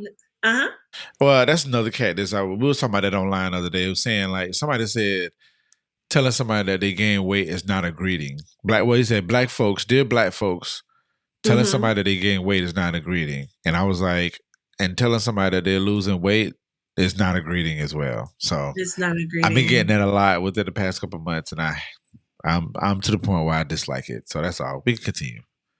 When I was on my weight loss journey, I was getting it a lot too, and I was like, I'm like, so what you saying, nigga? How big was I? Right.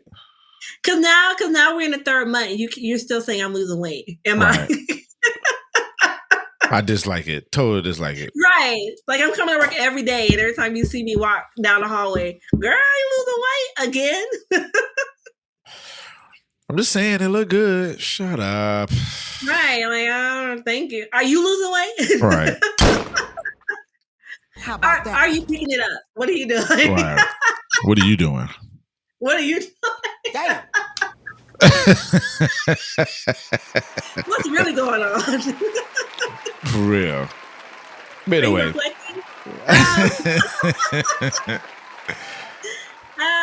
So yes, back to Jet Li and Aaliyah. Another movie my dad wanted to go. Shout out to my dad. To take us to was Romeo Must Die. One reason is because it came out during the time of the Not in My House, where all we could listen to was Christian music and anything of the Lord. So my dad took me and my sister to go see Romeo Must Die because he knew I was a big Aaliyah fan. Friend, that thing said it came out in the year 25 years ago. In 2000? Yeah. Man. Man, what a time. Time flying, boy. For sure. And rest in peace to Aaliyah.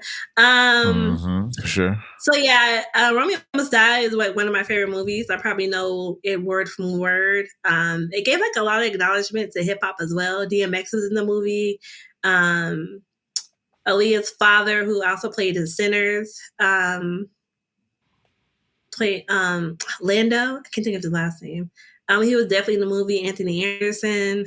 Trying to think else. Oh, Fatima, Aaliyah's choreographer, was in the movie. So yeah, it was definitely a knowledge of hip hop.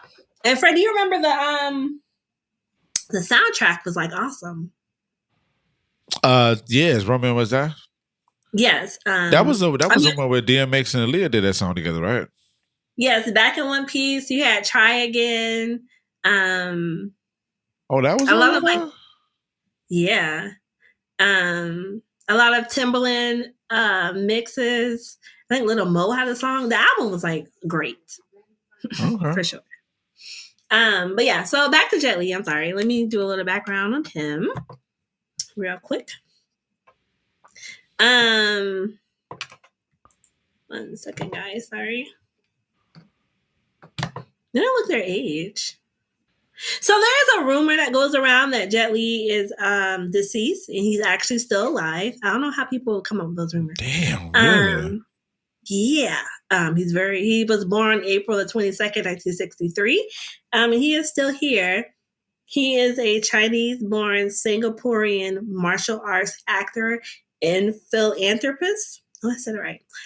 Excuse me. I'm trying to see here. So he has been in movies, The Mummy, Tomb of the Dragon Empire, and again, Forbidden Kingdom. I might watch that again with Jackie Chan. So they did collaborate on one movie. He also has been in The Expendables. I know he's been in 1 and 2. I don't know about 3. He's also played in Lethal Weapon 4. And then he also had a movie with... which I think I sent you the clip, with DMX and Gabrielle Union, which if you ask me, it probably would have been like a Romeo Must Die if Aaliyah was like still here. Now you sent me, I got another clip from Rush Hour. Oh, I ain't seen you on with DMX and Jet Li? Yeah. Oh, man. Okay, 1 second. Well, shoot it to me, yeah. Let me know when it come through, because my Facebook is trash. Okay, well, while I'm watching it, you can play the one from Chris Rock if you want. Chris Rock? I mean, Chris. Chris Tucker. Okay. Chris Tucker. Sorry, guys. I'm like, all right, here we go.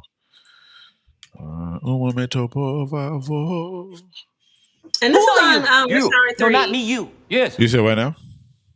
I was just saying this is from Rush Hour 3, one of my favorite parts that it just popped Who up. are and I was you? like, You. No, not me. You. Yes, I am you. Just answer the damn questions. Who are you? I have told you. Are you deaf? No, you is blind.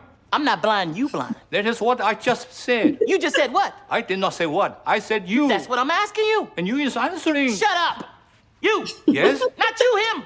What's your name? Me. Yes, you. I am me. He's me. And I'm you. And I'm about to whoop your old ass, man, because I'm sick of playing games. You, me, everybody's ass around here. Him? Who are you? You. No, not me. You. Yes, I am you. Just answer the damn questions. Who are you? I have told you. Are you deaf? No, you is blind. That's one of my favorite parts on Rush Hour 3 because it's a very old written commercial. I mean, a joke. Who's on that? And the person name is actually who. And I sent you the other clip of Jet Li with DMX. Rest in peace to DMX.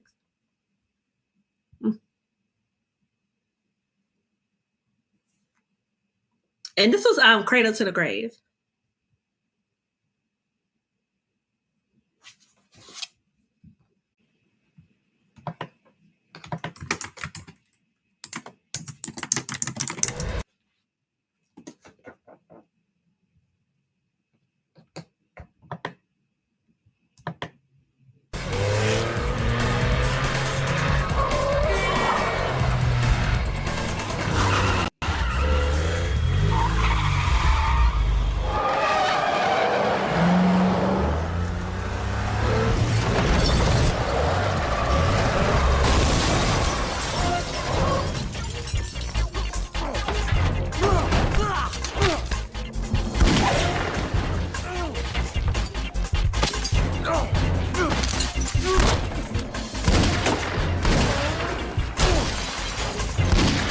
Man, I think the DMX was swinging on it, bro.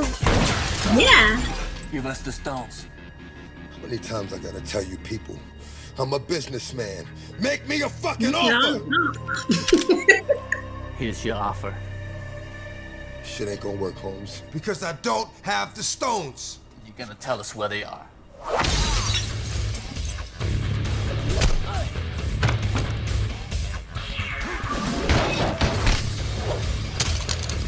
Man, that boy ain't never smiled. Jet Li? Not at all. Not at all.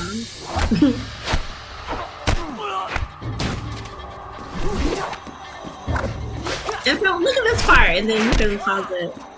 Like his jacket is actually hitting the guy.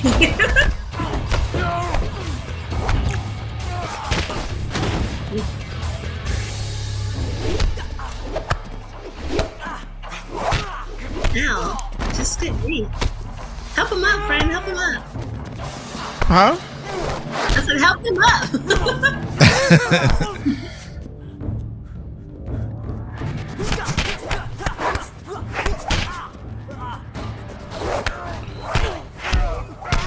Like, DMX is really like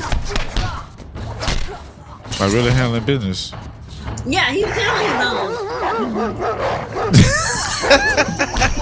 The fucking dog.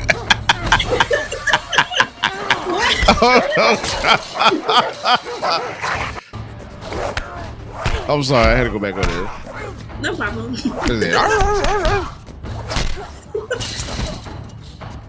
Because the dog wasn't there all the time. That dog like he was fake, boy.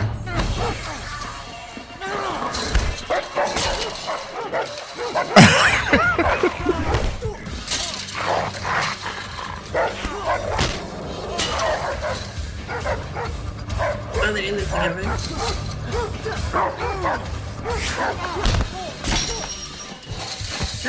We don't. Oh no. Okay.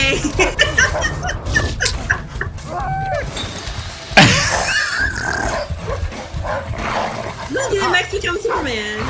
Did DMX just like crawl up a wall? Yes, he ran up a building, like literally.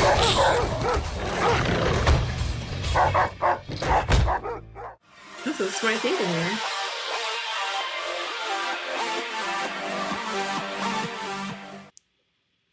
I think my friend has added a movie to his list.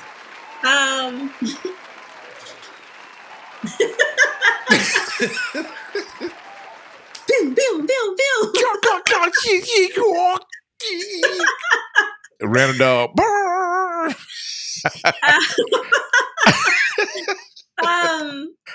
Okay. So one reason why I was also saying that Cradle to the Grave was kind of like, to me, could have been like a Romeo Must Die is because DMX and Anthony Anderson was in Romeo Must Die, but they were also in Cradle to the Grave with Jet Li. And Gabrielle Union was like the girl in Cradle to the Grave. But I feel like Aaliyah could have definitely, if she was here, could have took that spot as well. But yeah. Jet Li was definitely around in the 2000s. I mean, he's still around now. I was trying to see like his most recent movies, but he has like a lot of movies too. Because they just don't make movies for us here, like in America. I'm sure he was definitely working on movies. Golly, overseas. Sorry. Yeah, for sure. For sure. And I haven't seen Expendables 4, which is on my list, but I'm sure he's in that movie as well. So, and that came out, I think, like 2 or 3 years ago. Mm-hmm. So, but yeah, I just want to do like just a highlight. Karate movies in general was definitely in my household growing up. Like the flying crane. I remember when my dad took me to go see Crouching Tiger, Hidden Dragon, and I was like, "There's no way that people cannot fly." Running across building tops, like it was like so amazing to me. Right. And just ignoring the fact that I had to read all the caption, I did not care. It was just an awesome movie to watch. So I definitely just wanted to give flowers to Jackie Chan and Jet Li. They were, I believe still are, a part of the culture, for sure. There has been talks on and off about a Rush Hour 4. I mean, if it comes out, I'll watch it, but I'm not a person to be like, we need it. Right. I'm okay if it doesn't come out, for sure.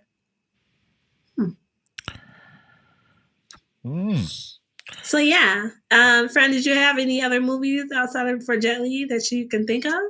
No. Okay. all I know is Romeo Must Die and what is it, the Cradle joint? Yes, Cradle to the Grave. But that was only because DMX, you know what I'm saying, like the hip hop influence of it. That's it. But you gotta think about it too, like that influence was definitely. I mean, we seen that with Wu-Tang, you know what I'm saying? We grew up in the 90s. Yeah. Wu-Tang was all about, Wu-Tang made everybody want to watch, and not necessarily just watch, but respect the art of Kung Fu, all the things. So, but that's the only reason why I watched those movies, because of the hip-hop influence of it. Gotcha. Understandable. And I think it was awesome they tied those two things together. Two separate actors, but they're still using like the hip hop aspect of it. For sure. Yeah. Can you like in Rush Hour, Don Cheadle was in that one. Yeah. I remember that one. Do you remember when they went to Chinese place and he was back there dressed up like with the finest Chinese silk? He was like, "You are not Chinese, nigga." Where you get that from? I like that. That's good. What's up, Kenny? James Carter. What's up? What's up is I heard you was getting your ass kicked out there in Hong Kong, brother. What? That's right. You crazy. Who told you that? Oh, I got my sources. Don't you worry about it. Oh, they telling you lies. Look, man, I'm about to bust you if you don't give me some information. How you gonna come up here and jam me up like this, James? Huh? You embarrass me in front of my wife? My kids out there? Damn. Kenny, you embarrassing yourself. You're a black man with a Chinese restaurant on Crenshaw. You come up in here, you ain't show me no badge. You ain't even flash warrant. You know what I'm gonna do for you? I'm gonna whoop your ass. And then I'm gonna whip your ass. We love to see that. Oh gosh, oh man, this is Thank you, Fred. Yeah. Why? Why do you think he can whip Jackie Chan's ass? Like, and Jackie's like, okay. Jackie Chan, okay, nigga. Right, I'm next. Right. No, you're next. Oh, oh man. Yes, joy. This is what happens when you Right. with flowers. So yeah, again, just wanted to touch on those two for sure. Like I said, and that was like the early 2000s, even for Rush Hour. Or maybe that's when it was loaded on YouTube. But yeah, like I said, the run between both of them, I definitely remember watching movies from high school, graduation, all that. So it was like a span where they were like definitely in the movies for sure. Oh yeah, like they were the ones to watch. Yeah. Mm-hmm. I think Jet Li had a movie with Jason Statham, which I really wait. Let me see if I can find it. So just to get the name of it, it was like really good. I think I watched it like a couple of times.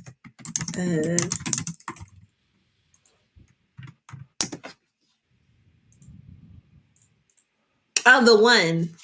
Yes.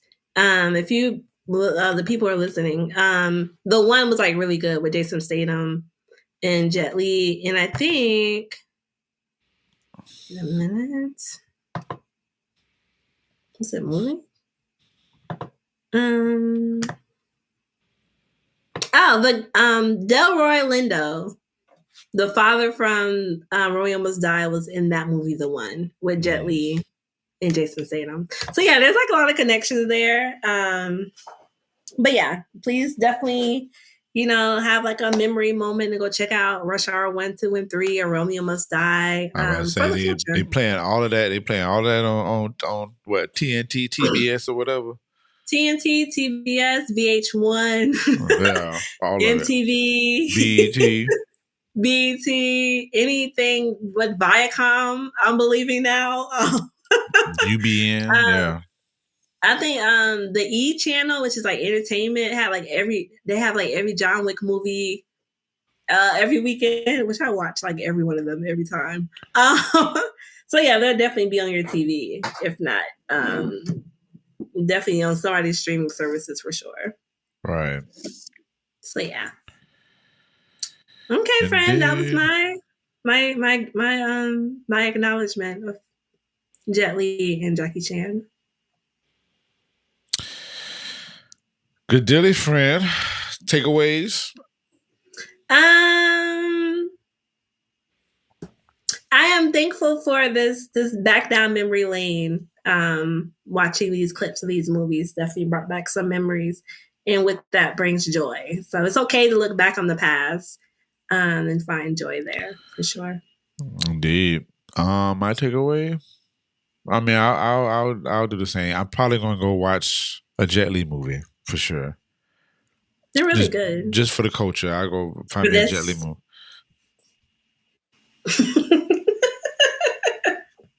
like what is it like when they be chopping people in like this?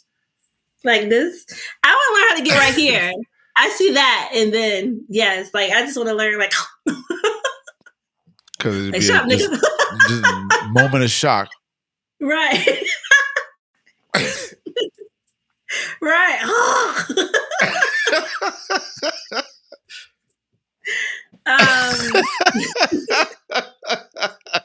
Yeah. If I see my friend out and about, I'll be like, friend. I'll be like, yes, friend. Yes. I'm like, what the hell is going on? Watch the show. That's what's going on. Right. You can't take them nowhere. Right. Just in the middle of the street. Just.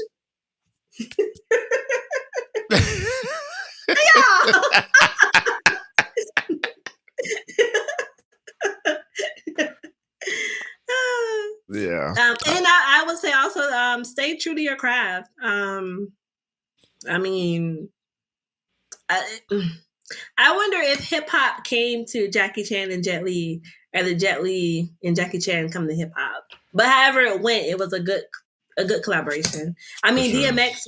We just saw DMX run up a wall, run up a whole ass wall, and flip backwards as well, like a soft landing.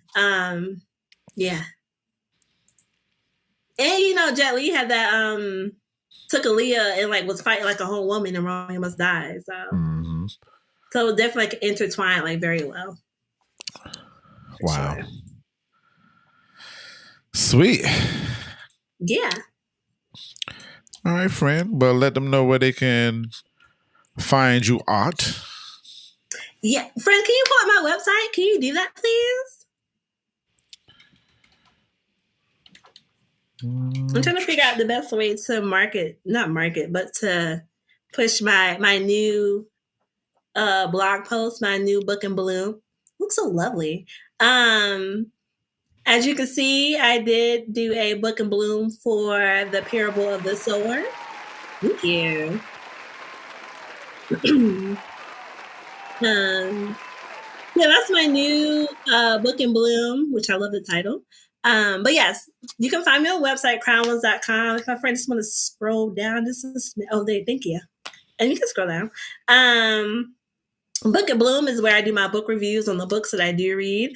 I've been reading more in between me taking classes, so I will be doing some more book and blooms. But the first part is the book, and the second part of it is the bloom. So yeah. I owe you so many book and blooms. Golly. Send them over, friends. Send them over. No, I need to now. And I love doing like a little like graphic of what's going on here. So yeah. Please check that out. I just wrote it and released it on Friday, and I'm really proud of it. It really talks about me and when I was in high school, I considered myself like a full-time writer in between going to school. So it talks about that. So yeah, please check that out. You can find me at crowned_COM on Instagram, crown_ReRe_Becca on Instagram, and also Flowers for the Culture Instagram page. Indeed. Make sure you come to the site and get you some book and bloom and just some great affirmations and all the good things on the site. Please make sure you go to crownones.com. Thank you. And also check out my Eartha Kitt recognition as well. I really like the cover I did for that one. So yeah. This is a commercial? Yes, it is. So yes, please go check out crownones.com. Yes, ma'am. We promote over here, sure. For sure. Oh, this is a clip. Yeah, this is a whole ass clip. Please. Yeah, for sure. Thank you, Fred. Yeah. Friend, are you trying to be found this? We are still in spring. We're at 95-degree weather. It's not even summer yet. This is climate change, people. I don't know, man. I feel like we're gonna be touching 105, 110 this summer. If we're touching 90s and 90s now, like I'm talking about mid 90s. Yeah. Yeah, we might be touching we might be on some Texas weather around here while you're playing. I can see it. Yeah. But nevertheless, you can go to MrRP.com. MPN-LLC.com. Nice. Check out all the things. We got a lot of stuff going on over here. We got MPN brands and all that stuff. So you can go click on these things and I see like 3 things I need to change on here, but whatever. You can go to Flowers for the Culture. That's where we at right there. I like this.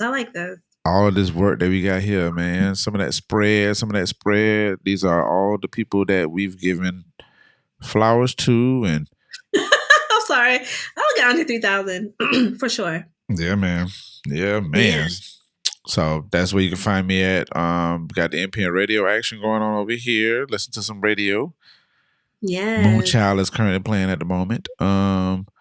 We got events, NPN originals, links, contacts, all the things. So make sure you come through and check it out. Check out the NPN site and see some things over here in the area. And then make sure you follow us on Instagram. NPM Management, but you can follow my personal page, Mr. Al Pete. That's right here. Yeah.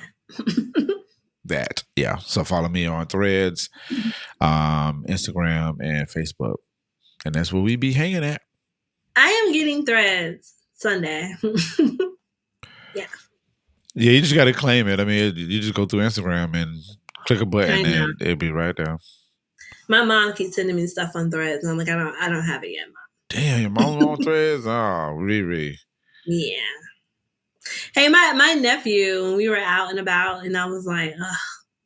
So I don't know why, but I kept like unlocking my phone to take pictures, and he was like, TT, if you just slide the camera while your phone's locked, you can take pictures. So he did it for me. Then he gave me this look like, how old are you? You should know what you're doing.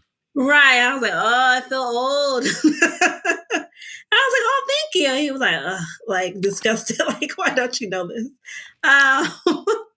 So yeah, I'm getting Threads on Sunday. With that being said, what was it? Oh yeah. So yeah, and then you can find us on FTT. No, go ahead, Fred. FFTC podcast. FFTC podcast. Yep. Yeah. Mm-hmm. On Instagram. And again, don't forget to send us who you would like for us to give flowers to, cactus, roses. We did highlight living single, so we are listening to you guys for sure. Indeed. Friend, I'm going to take you out with the funny. Okay, yes. Yeah, we'll go for the funny. This is a really close game. Oh, what's the score?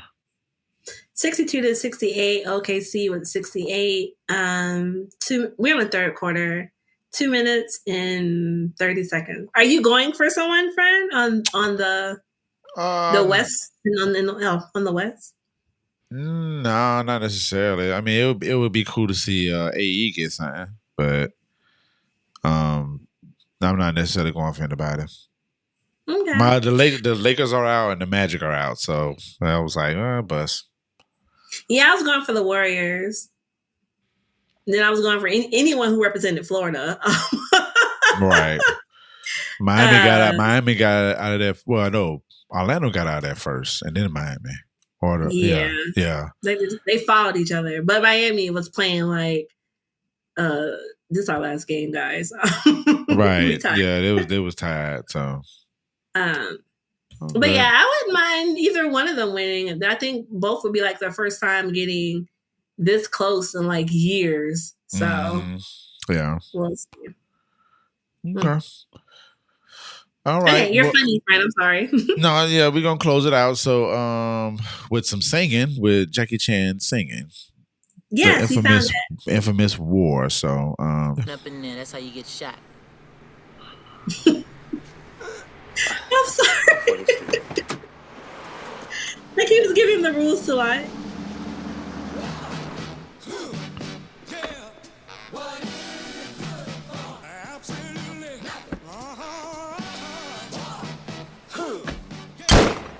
What is it good for? Absolutely nothing. You walk. What is it good for? Absolutely nothing. Say that again. Wow. Yeah. What is it good for? Absolutely nothing. You know nothing about no war. Everybody knows war. Yeah. What is it good for? Absolutely nothing. That boy singing his. You are. It ain't trying to prove himself. Y'all. Man, you sound like a karate movie. Y'all. Say it from right here with some soul. Y'all. Let me show your goofy ass how to do this. God, y'all. What is it good for? Why do I have to be added?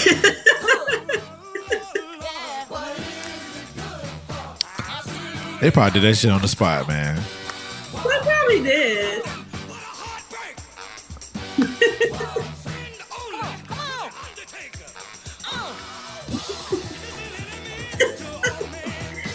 like he said, huh? Do it again. Like this. See, friend? Yes, friend, I see. It's like this.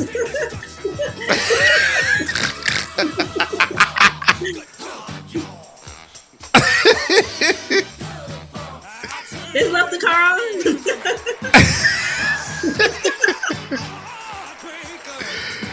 Oh, Jesus Christ. Hilarious. Hilarious. And again, please check out, this is not a commercial, TBS, TNT, BET, MTV, VH1. UBN, yeah, all the things. Pluto channels, All the things, yes. all the things. You would definitely see one of these movies streaming this weekend. Or tonight, if you're lucky. I'm about to say, you probably turn on TV right now and hear it. For sure. I'm Indeed. sure. All right, on top of friends. the Tyler Perry. You said what now? I said in between the Tyler Perry movies and TV shows. Right. Absolutely. Tragic. All right. We finna get up out of here. Hold on a sec. Mm-hmm. Trish? What's up, sir? Let's talk. There we go. Hey. Dang. Ah, blessings to both of them, man. Rest in peace to both of them. Aaliyah and DMX, man. For sure. All right, take him out with a quote, friend.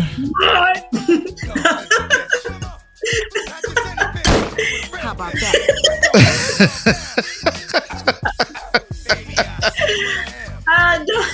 Don't forget to give flowers now. Don't forget to find your joy, your black joy. And don't forget to bloom where you stand, for sure. Indeed. Yeah. Y'all be good, y'all.